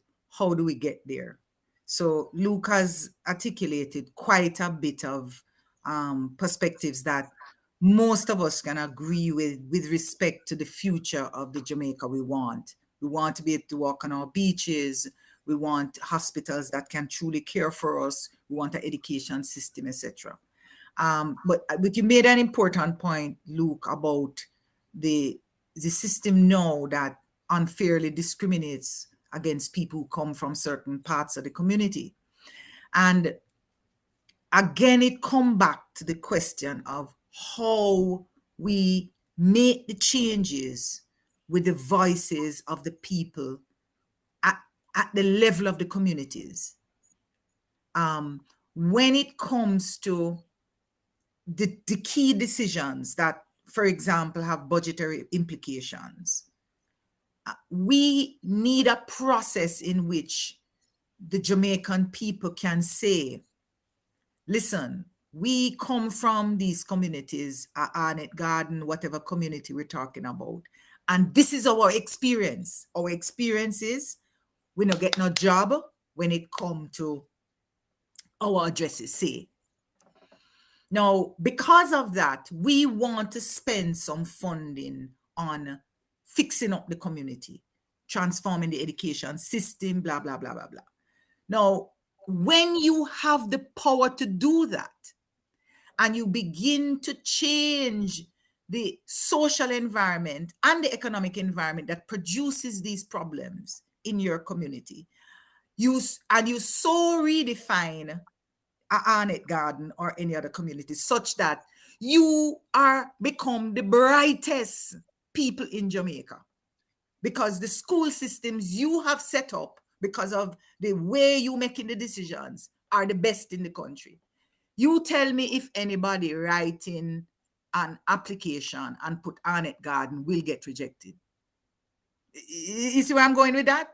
I'm saying it is this is the point about the empowerment. It is the processes in which the people in these communities can take a chunk of the budget, say, and make decisions about how to prioritize spending in their community, because they have unique problems. The problems in Arnett Gardens are not the problems in Cherry Gardens or in any other garden in the country. And so we need the experiences of the people in Arnett Garden to guide those decisions. And it is when people use those decisions, get the best technical advice, understand how to transform the schools, the clinics, as you were saying, and all these things, and you create an environment that you can start to produce the people, the young people in the country that everybody is proud of. Then all of a sudden, instead of an address that is rejected, it becomes the address in the country that everybody wants. So it is that process of transformation that we need to think about. We can spend a lot of time describing the problem, but we do have to grapple with how do we fix it. And that's why governance is important.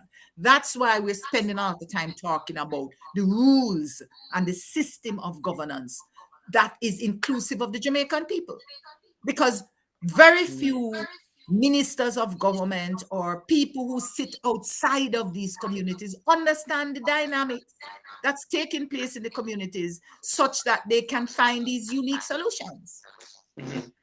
So that's again, I'm making the point that we want the voices. The voices are not just there for to chat. I saw a comment about talk. Yes, you know, we ultimately have to talk and understand each other, but it has to translate to some specifics. And one very specific thing that can happen is a participatory budgetary process in which people help to shape a budget and shape spending around the priorities that they see as important in their communities to solve the critical problem. Let me just say, this is a process I'm currently involved in work that I'm doing, right? And when you sit and you talk to the community, they say, listen, the illiteracy is the problem. When you talk to the schools, they'll tell you part of the reasons the illiteracy problem is so high is because the violence in the community means a whole month sometimes the kids are not going to school. Right? And so on and so on. So the unique solutions that have to come out of those circumstances, the extra classes that has to be created, the support for the teachers and the principals as they try to create these solutions that are unique because of their community is what matters. And this is when we do these things and when we can transform our communities and our societies that we begin to create the republic that we want. Yes. Professor Hamilton, I'm going to let you go because I know you're a very busy person. You have a busy schedule ahead of you tomorrow. But I'm going to go back to that little 80-year-old whose throat was slit. And I want you to listen to what a former Minister of National Security said. He said this before when something happened and he was calling for hanging. I'm going to play the clip and make you hear it. Because we reach a point in this country wherein we have to take some harsh decisions. Whether we like it, yes or no. We have to. Listen to this. And you must be hung by your neck until you are dead. Dead, kid. The former National Security Minister argues that by putting stop to hanging, Jamaica has created a murder factory, citing statistics that the punishment is fit for purpose. A quick analysis of the murder figures shows that for the 25 years from 1962, some 7,447 persons were murdered in Jamaica, or an average of 297 persons per year. Madam Speaker, please note that the last hanging in Jamaica was done in February 1988. In the 25 years after 1988, 89 to 2014, 27,367 persons were murdered. He adds that the population moved from 1.6 million to 2.8 million over the 50 years, with murders increasing by 400%. It might not work elsewhere, but this 50-year study has clearly shown that hanging keeps murders low in Jamaica. As a matter of fact, Madam Speaker, we should build 4 more gallows. One coast, one on the north coast and one in the east. Montague stresses that lawmakers should either resume hanging or remove it from books. But there is a conspiracy of vested interest not to hang, but they are not bold enough to bring that amendment on the floor of this parliament and remove it. Until then, he says, we must inject our electric them. The vast majority of Jamaicans support him. Yet some powerful and influential people don't want hanging. Aladdin Love, CVM Live. You know, we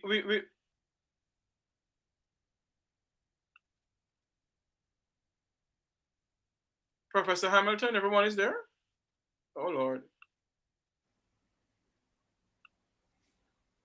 What's going on here? Yes, Professor Hamilton.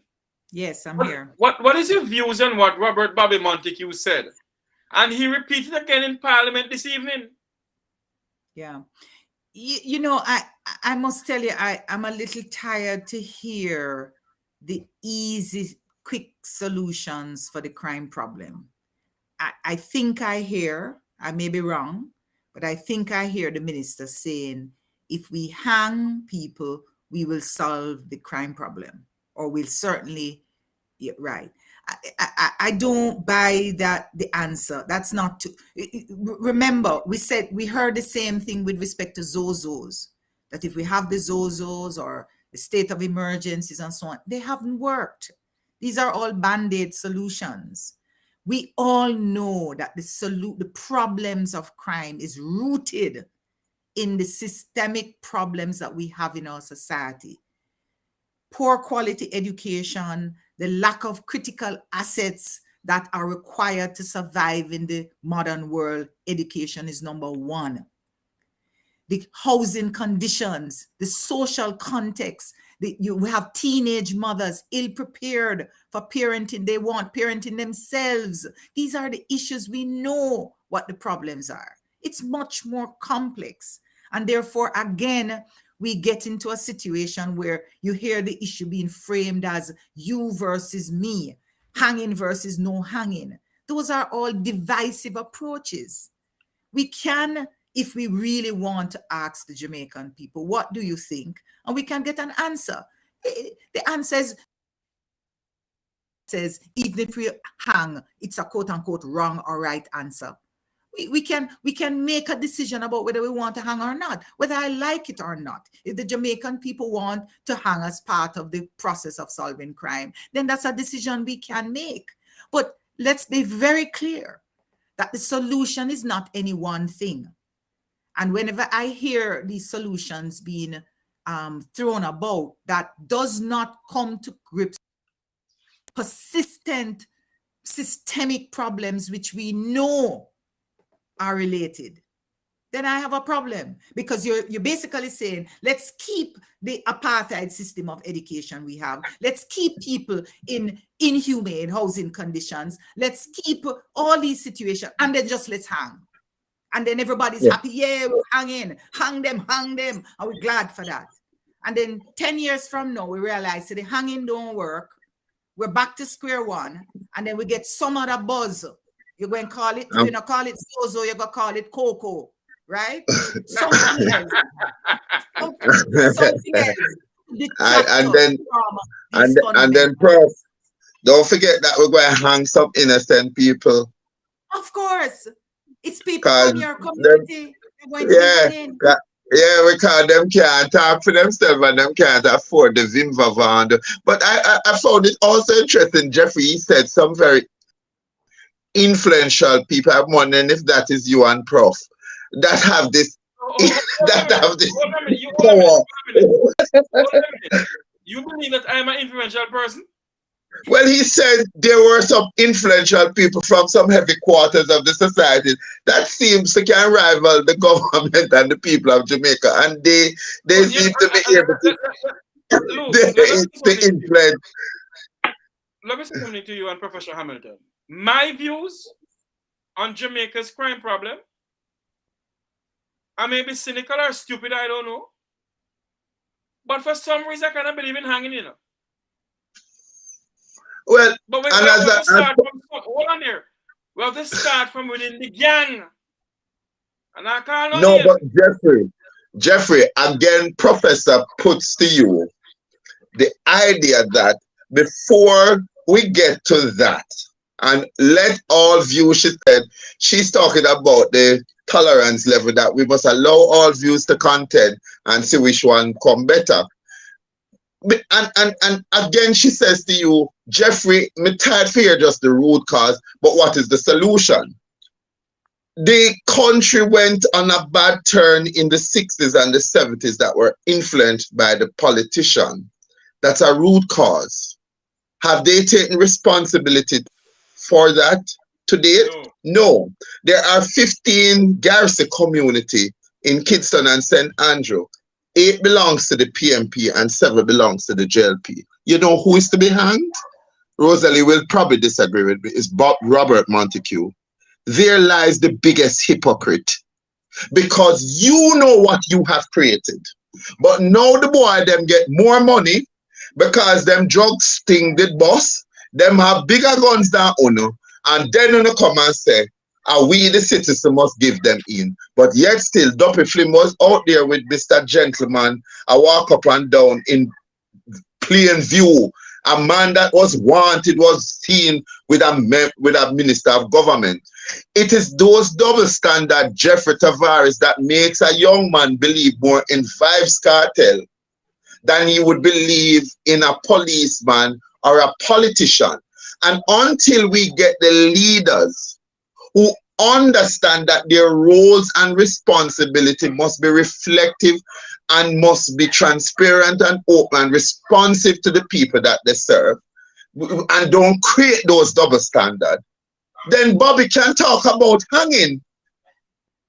Because hanging are poor people in a lockup because the X6 man can afford the best lawyer while poor people. So imagine Tavares, you did just come out of that building there where that little 8-year-old was killed. You never kill her. You just happen to be in the building. And them lock you down.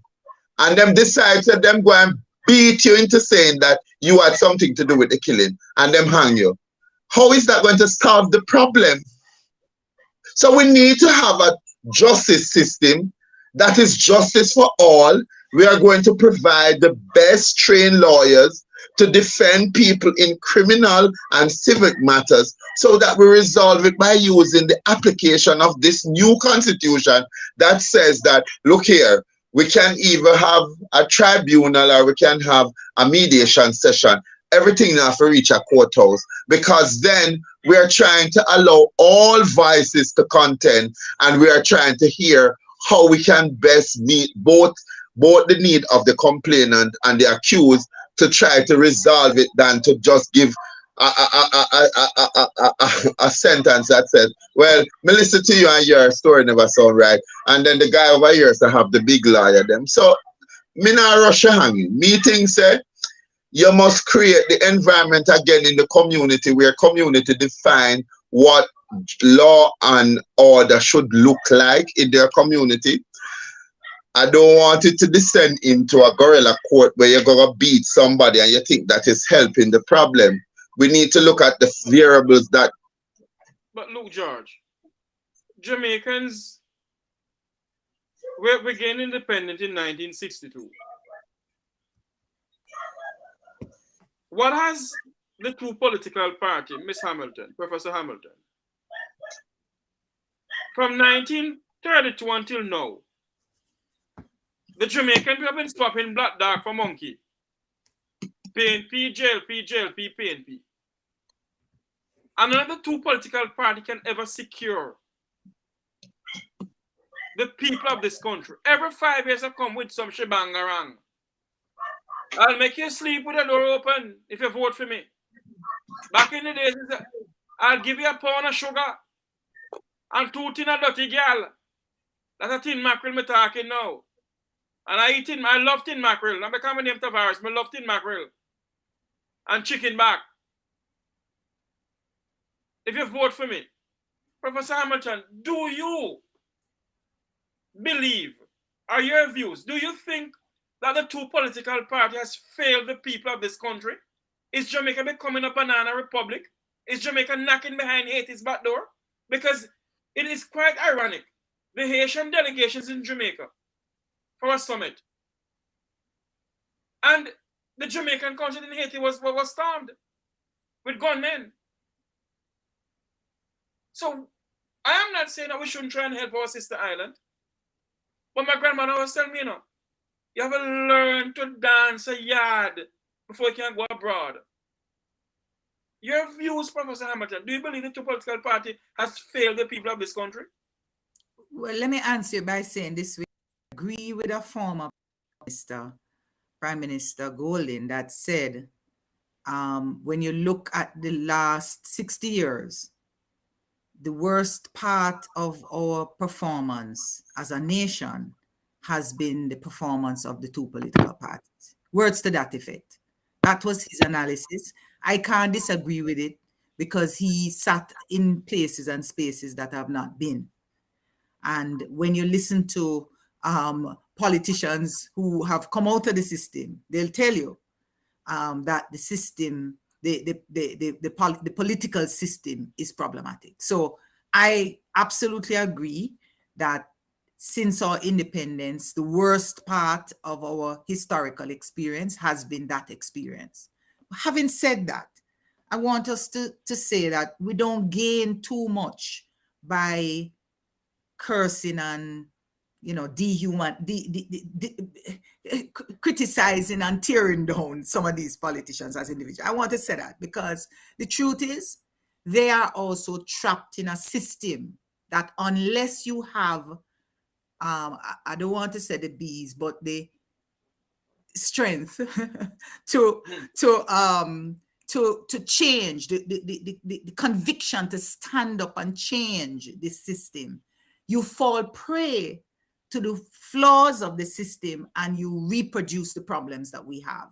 It requires thoughtful individuals, who come into this process and say, listen, we have to do things differently. So I try not to be too critical of them as individuals, but to them as a group, as the political leaders they ought to be, and to provide the leadership of the country. So to connect it to that last point, we have perpetuated a governance structure and a legal framework in which the average Jamaican do not believe that we have a rule of law that is applicable to all of us. And I always remind Jamaicans of what we just saw recently in COVID. We did not see a certain section of the Jamaican society being rounded up in the back of police vehicles and arrested and charged for breaches under the Disaster and Risk Management Act, right? And we saw other sections of the society who was able to get away scot-free. So again, it's a very important point that Luke was making with respect to this matter of hanging. Who will be hanged? It is predictable that some people will never see the gallows. It was never set up for them. Remember that, we have a judicial system, a legal framework, a set of laws. Let me remind you that the founding father of the Constitution, Norman Manley, said it. He said 90% of the Constitution was inherited and unchanged prior to independence. 90%. And the only thing we've changed is chapter 3 with respect to human rights. We haven't changed anything else. Not much has changed. That's the point, right? There are a few things, other things changed, but not much. So we still have a system of laws that, with the Constitution at the highest level, that is guided by these old arrangements. So I'm making the point that we have to be very thoughtful. None of the problems we're trying to fix is easy, especially the political system. And Luke is correct in reminding Jamaicans that we have a political systems in which we have these two parties that have what we describe as garrison constituencies, political enclaves in which we know we can go to a point and we can run the election. We don't even have a bother with the election in those communities because we know who will win, right? And when we are thinking about a democracy, we have to ask ourselves, is that acceptable? And the truth is that if people was living in good and decent conditions, you would have mind and not mind too much, When you look that people are living in, it is unacceptable. Yeah, give a medication and we not enough food. Yeah, so it is when you begin to change these things, then you get people to begin to see. In a context where you have a fair judicial system, where everybody, where the evidence leads and gets access to the best laws and lawyers that exist. One set of people can't get all the access to the good lawyers and nobody else can. Yeah. Right? True, because of the we are better. in society. Yeah, it can't work. Yes, because the people who live below Crossroad can't. Oh Lord, the people. Sorry, Prof. We lost you a while ago. Yeah. The people who live below Crossroad can't afford the lawyers of the Vumva Von the Vumva V. And Jeffrey, Can't afford, hold on there, can't afford the law firm. Maybe call name of the Tavares Finsons and the this and know what and the devils know what. And the people of the Vumva Von the Vumva V.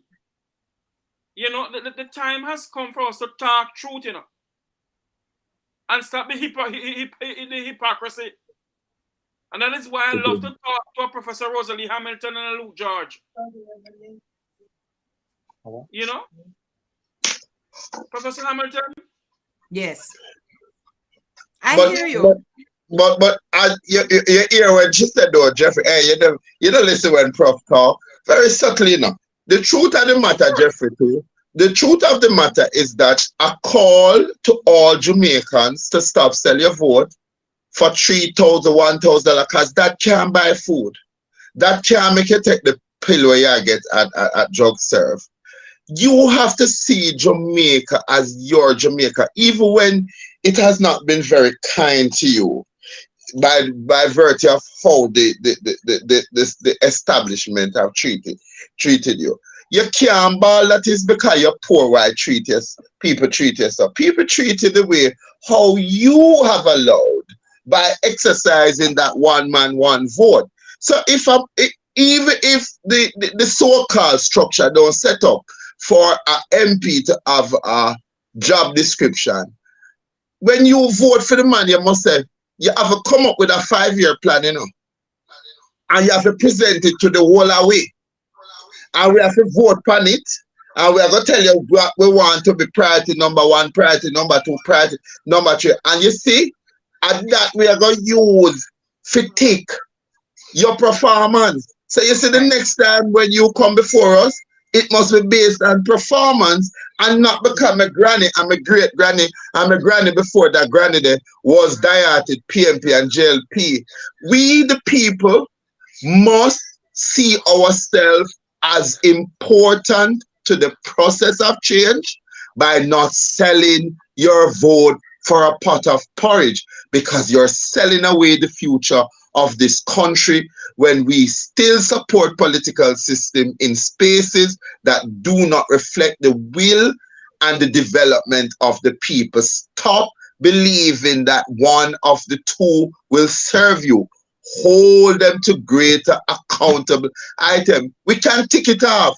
What you do about sanitization? What you do about global warming in the era? What you do about housing, Mr. Minister, Mr. MP? What did you do in health? Eh?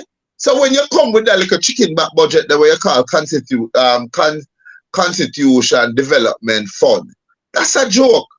$5 million. $5 million for constituencies that have over 50 and 40,000 people on your voters list, plus the ones that don't vote.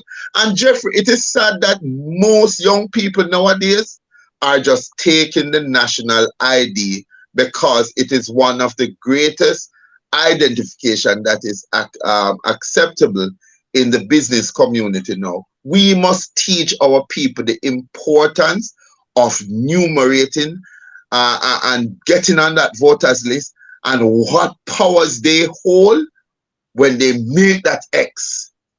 It must just come by the fact that PMP is the lesser of two evil, or JLP did better for us in this economy. Money alone will not change it. If you believe that, look at the scammers that have made millions of dollars, and look how the parish of Montego Bay is suffering as a result of me a fair watch you.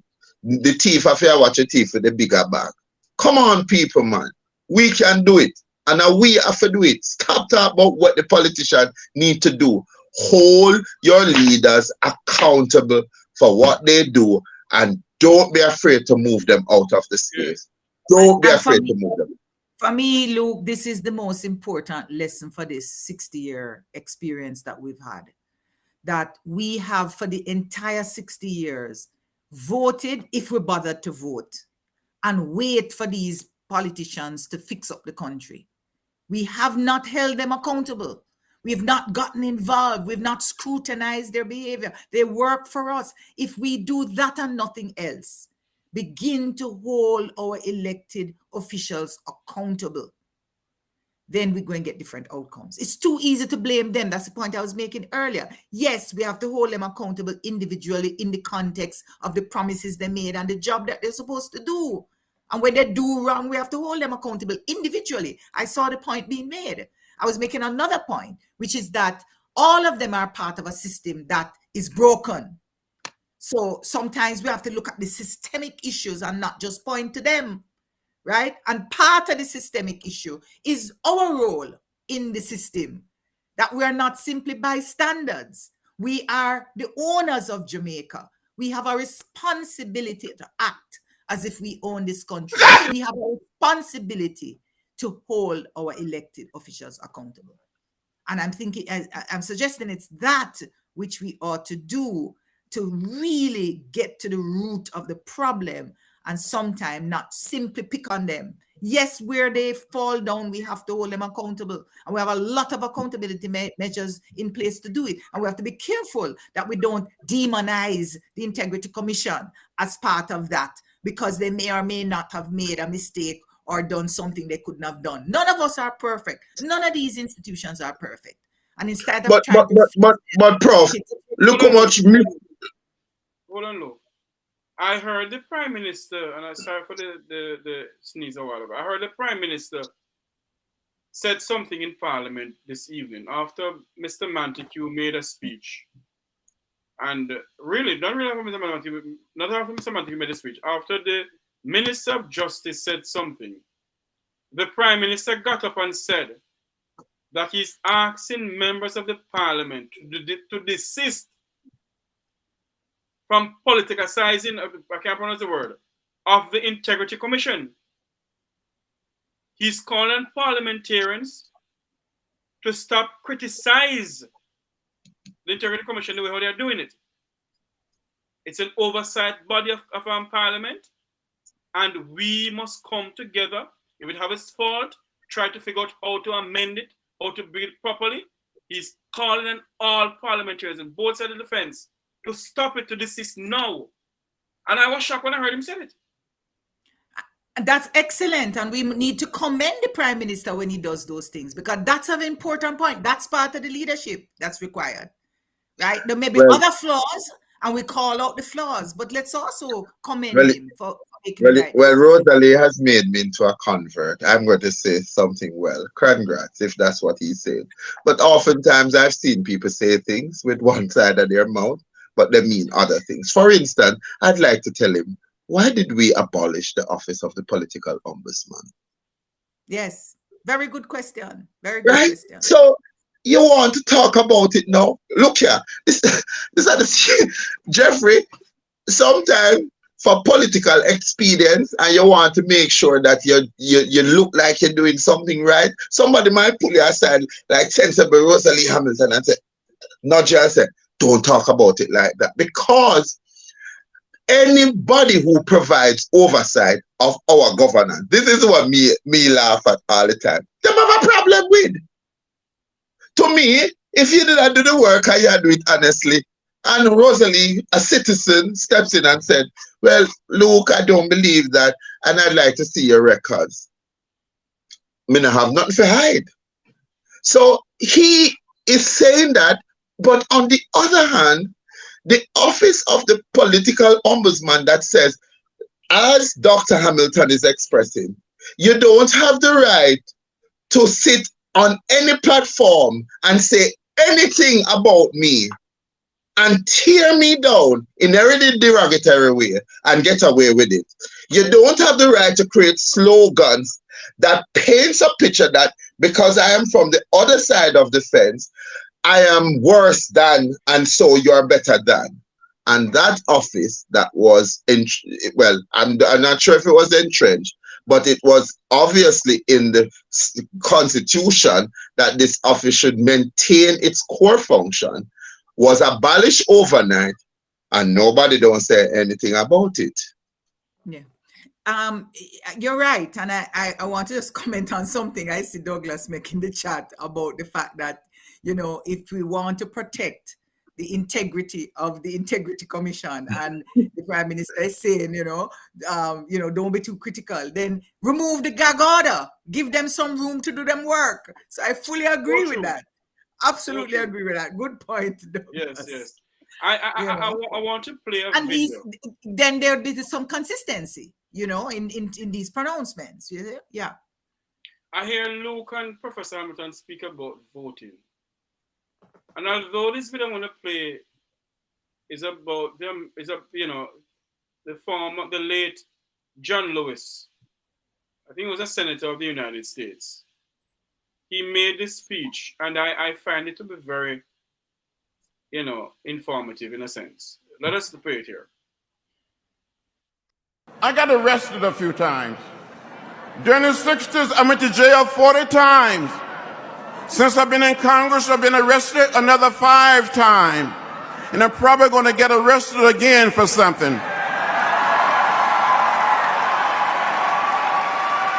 I'm not suggesting that any of you should go out and get arrested. But when you see something that is not right, not fair, not just, stand up and say something. Do something.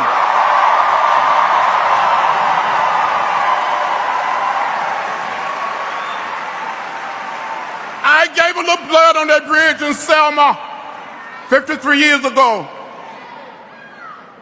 I almost died.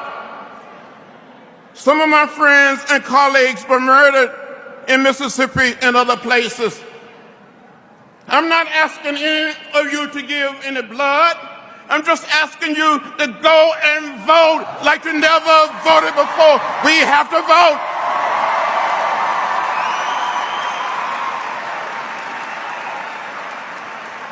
The vote is the most powerful nonviolent instrument or tool we have in a democratic society, and we must use it. Use it. Go out and vote. Let's go out and vote. And that is what Jamaicans need to do. Yeah.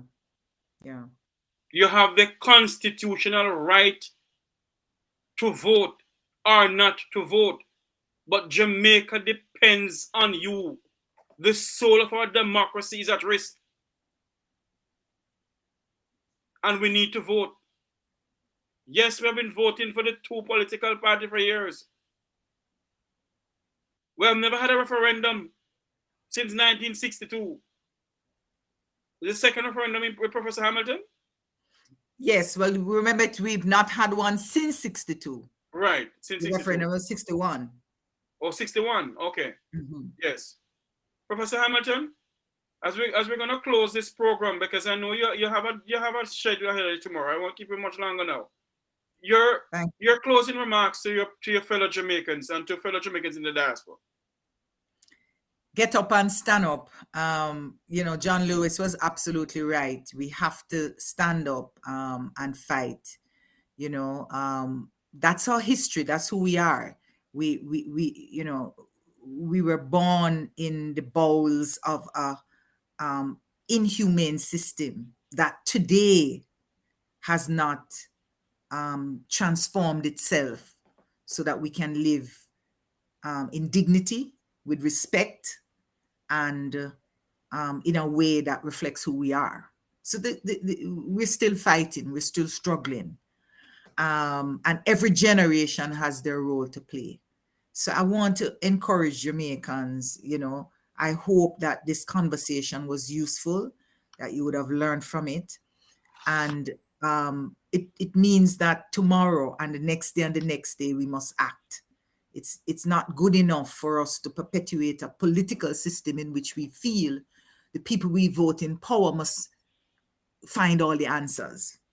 We have to find a way to ensure that our voices are heard in creating those answers. And we can't stop until that's done. And it's not a simple thing. It's complex, but we can find a way. The system we have didn't happen overnight. We perpetuated it, and we can change it. So that's where we are. And my final words is just to say to the Jamaicans,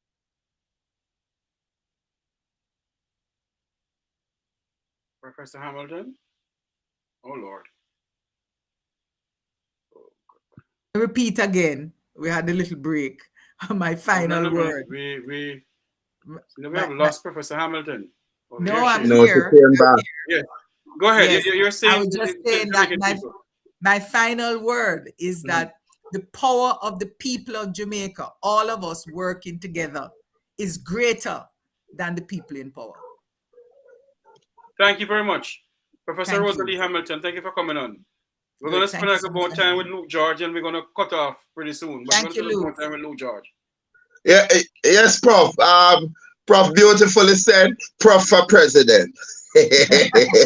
but one of the things that I'd like for us to look, Prof, that I think we never looked at, if we actually vote for a ceremony or get an appointment, if we vote for that ceremonial president, well, for the president, and you're saying that we have to define what the role of that person is, will that not further change the constitution for us to put that in some laws of entrenchment as to what the role and function is? And that is why you're saying that the conversation must continue, versus that we give the power to the executive and then we hold them to some greater accountability. Because I think that even in this reform process, I know we have closed, people are not quite understanding. So what is going to happen to us when we become a republic? Do we break away from the British altogether, from the Commonwealth, or do we still maintain? So on your part two, we need to go delve in that. We need to give people the information on that, because that is the next set of confusion. But Jeffrey, unlike Prof, I'm going to say that I want the Jamaican people, home and abroad, to realize that if you used to think that by voting in a particular, for a particular party is going to really deliver to the people of Jamaica the real development, the real change that they desire. I mean, people, Jeffrey, in the diaspora wants to come home, and just the crime and the level of corruption is scaring them. But yet still, they rally to our aid every time this country is in problem. So it tells me that there are Jamaicans who have a great love for this country. And as the Prof says, let all views contend, respectfully so. I might not be a Catholic Christian, I might be an Adventist. Respectfully, let us respect each other, but find the commonality in the discussion that is going to deliver a better life condition for the everyday Jamaican who feels that he or she is not valued in the process. Respect people to come to them not every 5 years and to take our vote, but respect us. See them starting again, Dr. Hamilton, the Hero Circle, Parliament Square. Oh, you really doing Parliament Square, Prime Minister? And early childhood need fixing. You're really doing Parliament Square to a $60 million US dollar building when the very hospital that your people have to go is constantly in a deplorable condition. The one children hospital and literally run shaggy out there for being just a well-thinking Jamaican who wants to do it. Do you really think I want you to be comfortable when you're handling the people's business, Prime Minister? Let me deliver that to you.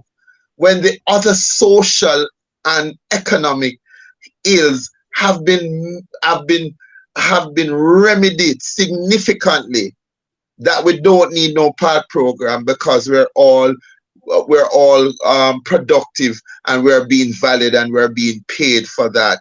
And then I can say, let me fix you up a nice big building that the Chinese can't bug and give it to you because you have that you have acted commendable. And so your reward is that you will now have a diverse building where you can feel that, you know, the people of Jamaica recognize it. But Doc, let's keep the fight. I don't think that John Lewis was a congressman. Let me correct my friend Jeff. Congressman John Lewis. Right, and John Lewis said something. He says, Luke George, make good trouble. And I'm saying to every Jamaican, let us join together and make good trouble. It can't stay the same. The dam go bust And me no want to see what got happen when the dam bust. But let us move now.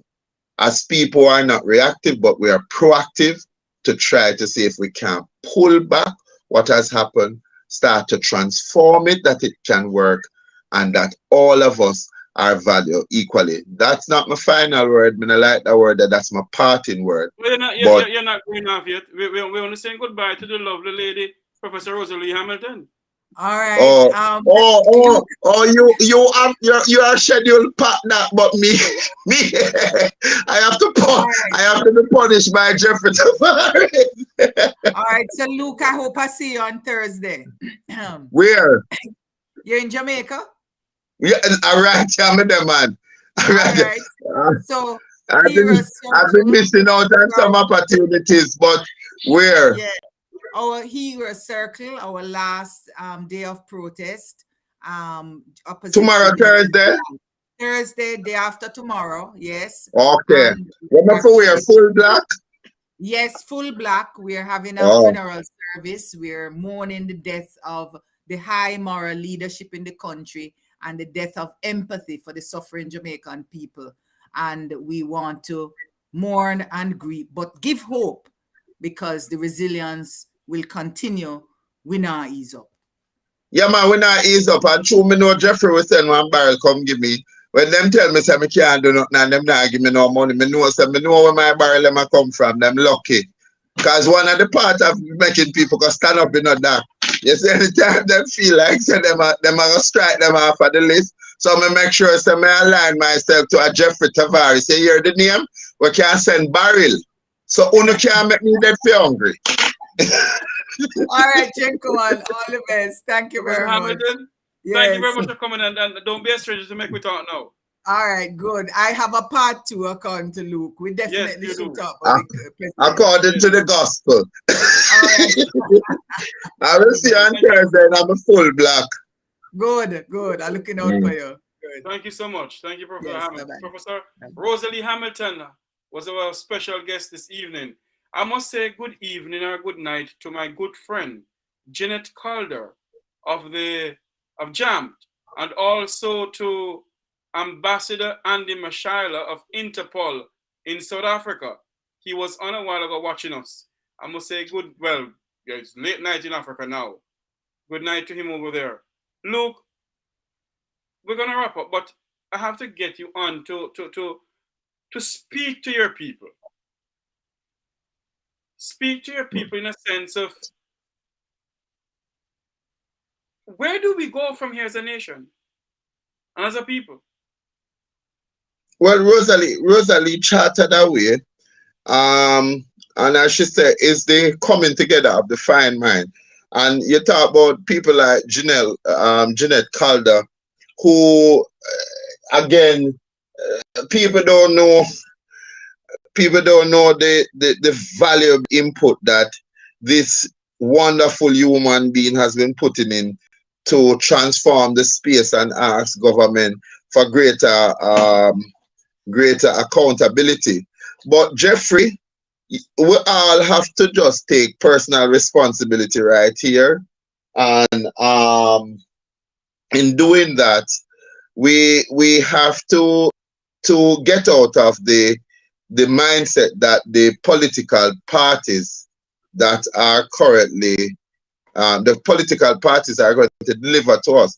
So again, as I always said on your show, we have to come up with our own policies. We have to do things like Jeanette Calder, who basically created the portal. Oh God, I'm getting old. Jamaica Accountability Portal. Yeah, Jamaica Accountability. And one of the things that it teaches you as community groups is to basically look at how you can ask the question about how the money that is allocated through the constituency consolidated funds are being used, and to track to see if you're getting value for your money. But it puts you in the driver's seat in the sense that you must inform yourself of what is being done in your. To be misinformed means that you're allowing people to take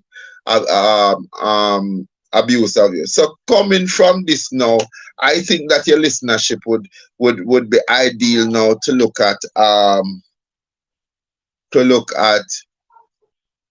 putting together a task force group who wants to look at national security and say what are some of the recommendations. Possibly if we can come up with a crime plan that we can sell to the Jamaican people that they can buy into. Reforming the education system that it meets the need of every child that goes into the system.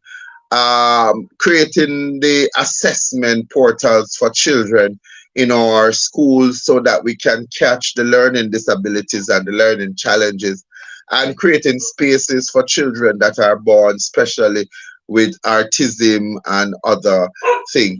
We must look on the health sector, and try to see how best as possible. Hold on 1 second. We're speaking to Luke George Cook. We're going to wrap up anytime soon because, you know, we have a long day ahead of us tomorrow. We have another program coming up tomorrow, so we're going to cut off pretty soon, but Luke is just doing his final wrap up. Luke, go ahead. Right. So we must look at those things, Jeffrey, and come up with it. So it's not just talking, it's putting ourselves in the position where we are redefining the things that we want to see. So you see like how your chat room lights up and you have people like Douglas in there with ideas and so forth. How are we going to capture these ideas now and put it into a policy documents where we can create the monitor and the evaluation? And we have to say to these people in this reform process, if you don't do these things, then look here, you're bad for Jamaica. How do we feel people to come into politics who will feel that they're not alone, and therefore they have to become a part of the enclave in order to maintain their position in the political system? We have to encourage our young people again through public education about the decisions that they're making, especially when it comes to their vote, making their vote count. Look at it, not just what they want to accomplish as an individual, but look into their community and projectize it and see what it is that they want their community to reflect. It's sad, Jeffrey, that in 2003, 2023, you still have communities that are labeled bad. They're underdeveloped, both rural and urban. Because when we talk about adverse poverty, we talk about Kingston, but we forget that we have 14 parish. And I have a beautiful I have a beautiful lady that I met through your program, Michelle, who says she has been toying with how do you now specialize each parish in Jamaica, and how do you get people from the parishes to form an alumni association and focus on the problems that they're having there. And I said to her today, one of the way that we can do it is the SDC has what is called a community profile of each parish. If the people in that parish get the community profile, go through it, dissect it, and make your recommendations and do what you have to do as a Jamaican to ensure that your parish are going to be best served. And I think Rosalie concluded, if you can direct the ways of how the policies are going, if you're given that power in this new constitution reform, then you have to direct it to ensure that it's not an individual who succeed at the end of it. It's all of us who are going to be made better. Possible. It is possible. Make we talk. Will Rattigan, Will Noam some. Andre Stevenson, that I wouldn't necessarily go on his program, but support that he has a view, are making a difference in how people listen and hear just how they have been victimized by those who have amassed the power. Did you hear Rosalie's powerful statement? When we vested them with the power, we did not say how we could have neutralized them, how they use the power. So this is why them feel like said them can just take 200% and the rest of we can't say nothing. And we need to come out of this thing about, oh, we are got dead and them are going to set up people for kill we. Well, we are dead. we now said not now we are dead. So say something not dead. Dead for something, not dead for nothing. Dead for something. And so it's a call to everybody to respond, rally the troops, to call your friend them, get involved with that process. You have Cafe who wants to see fair and free election. You have Rosalea Advocate Group who wants to have people out there advocating for position.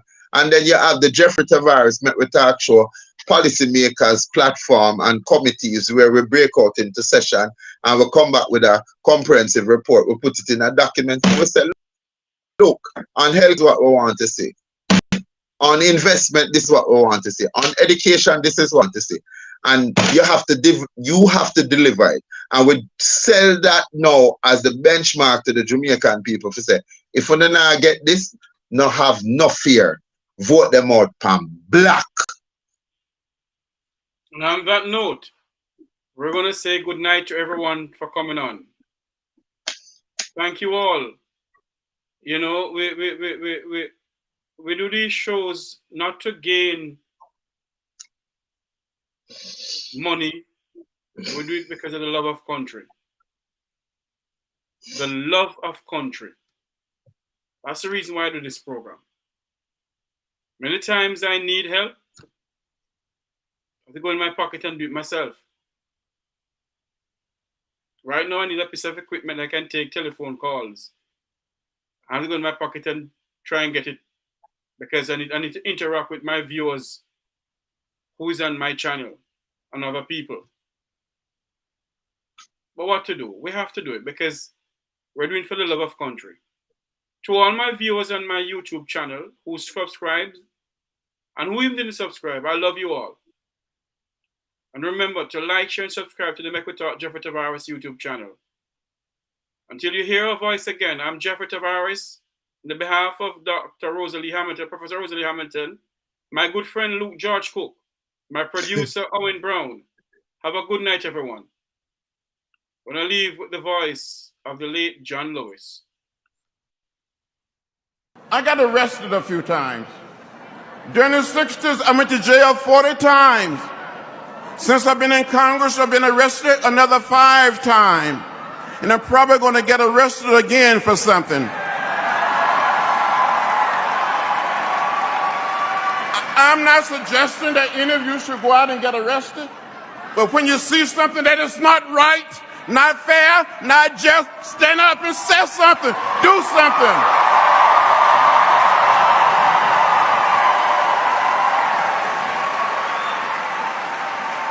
I gave a little blood on that bridge in Selma 53 years ago.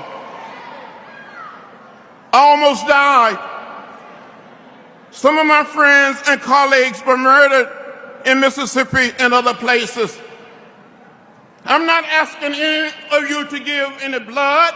I'm just asking you to go and vote like you never voted before. We have to vote.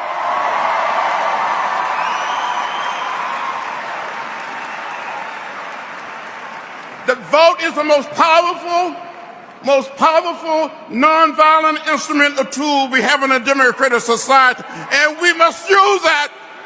Use it. Go out and vote. Let's go out and vote. Do you need graphic design services? Or maybe you need branding for your business?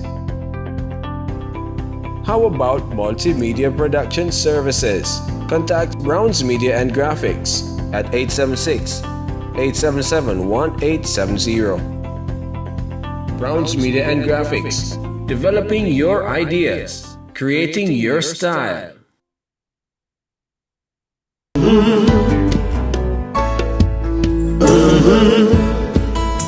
When the game gets rough and this life just seems so tough, make we talk, my people, make we talk. When this town becomes an ugly place, don't let it erase the smile from your face. Make we talk, people, make we talk. Conversation is the key, a guiding light for you and me. Spark a talk and you will see. Conflict solver A to Z.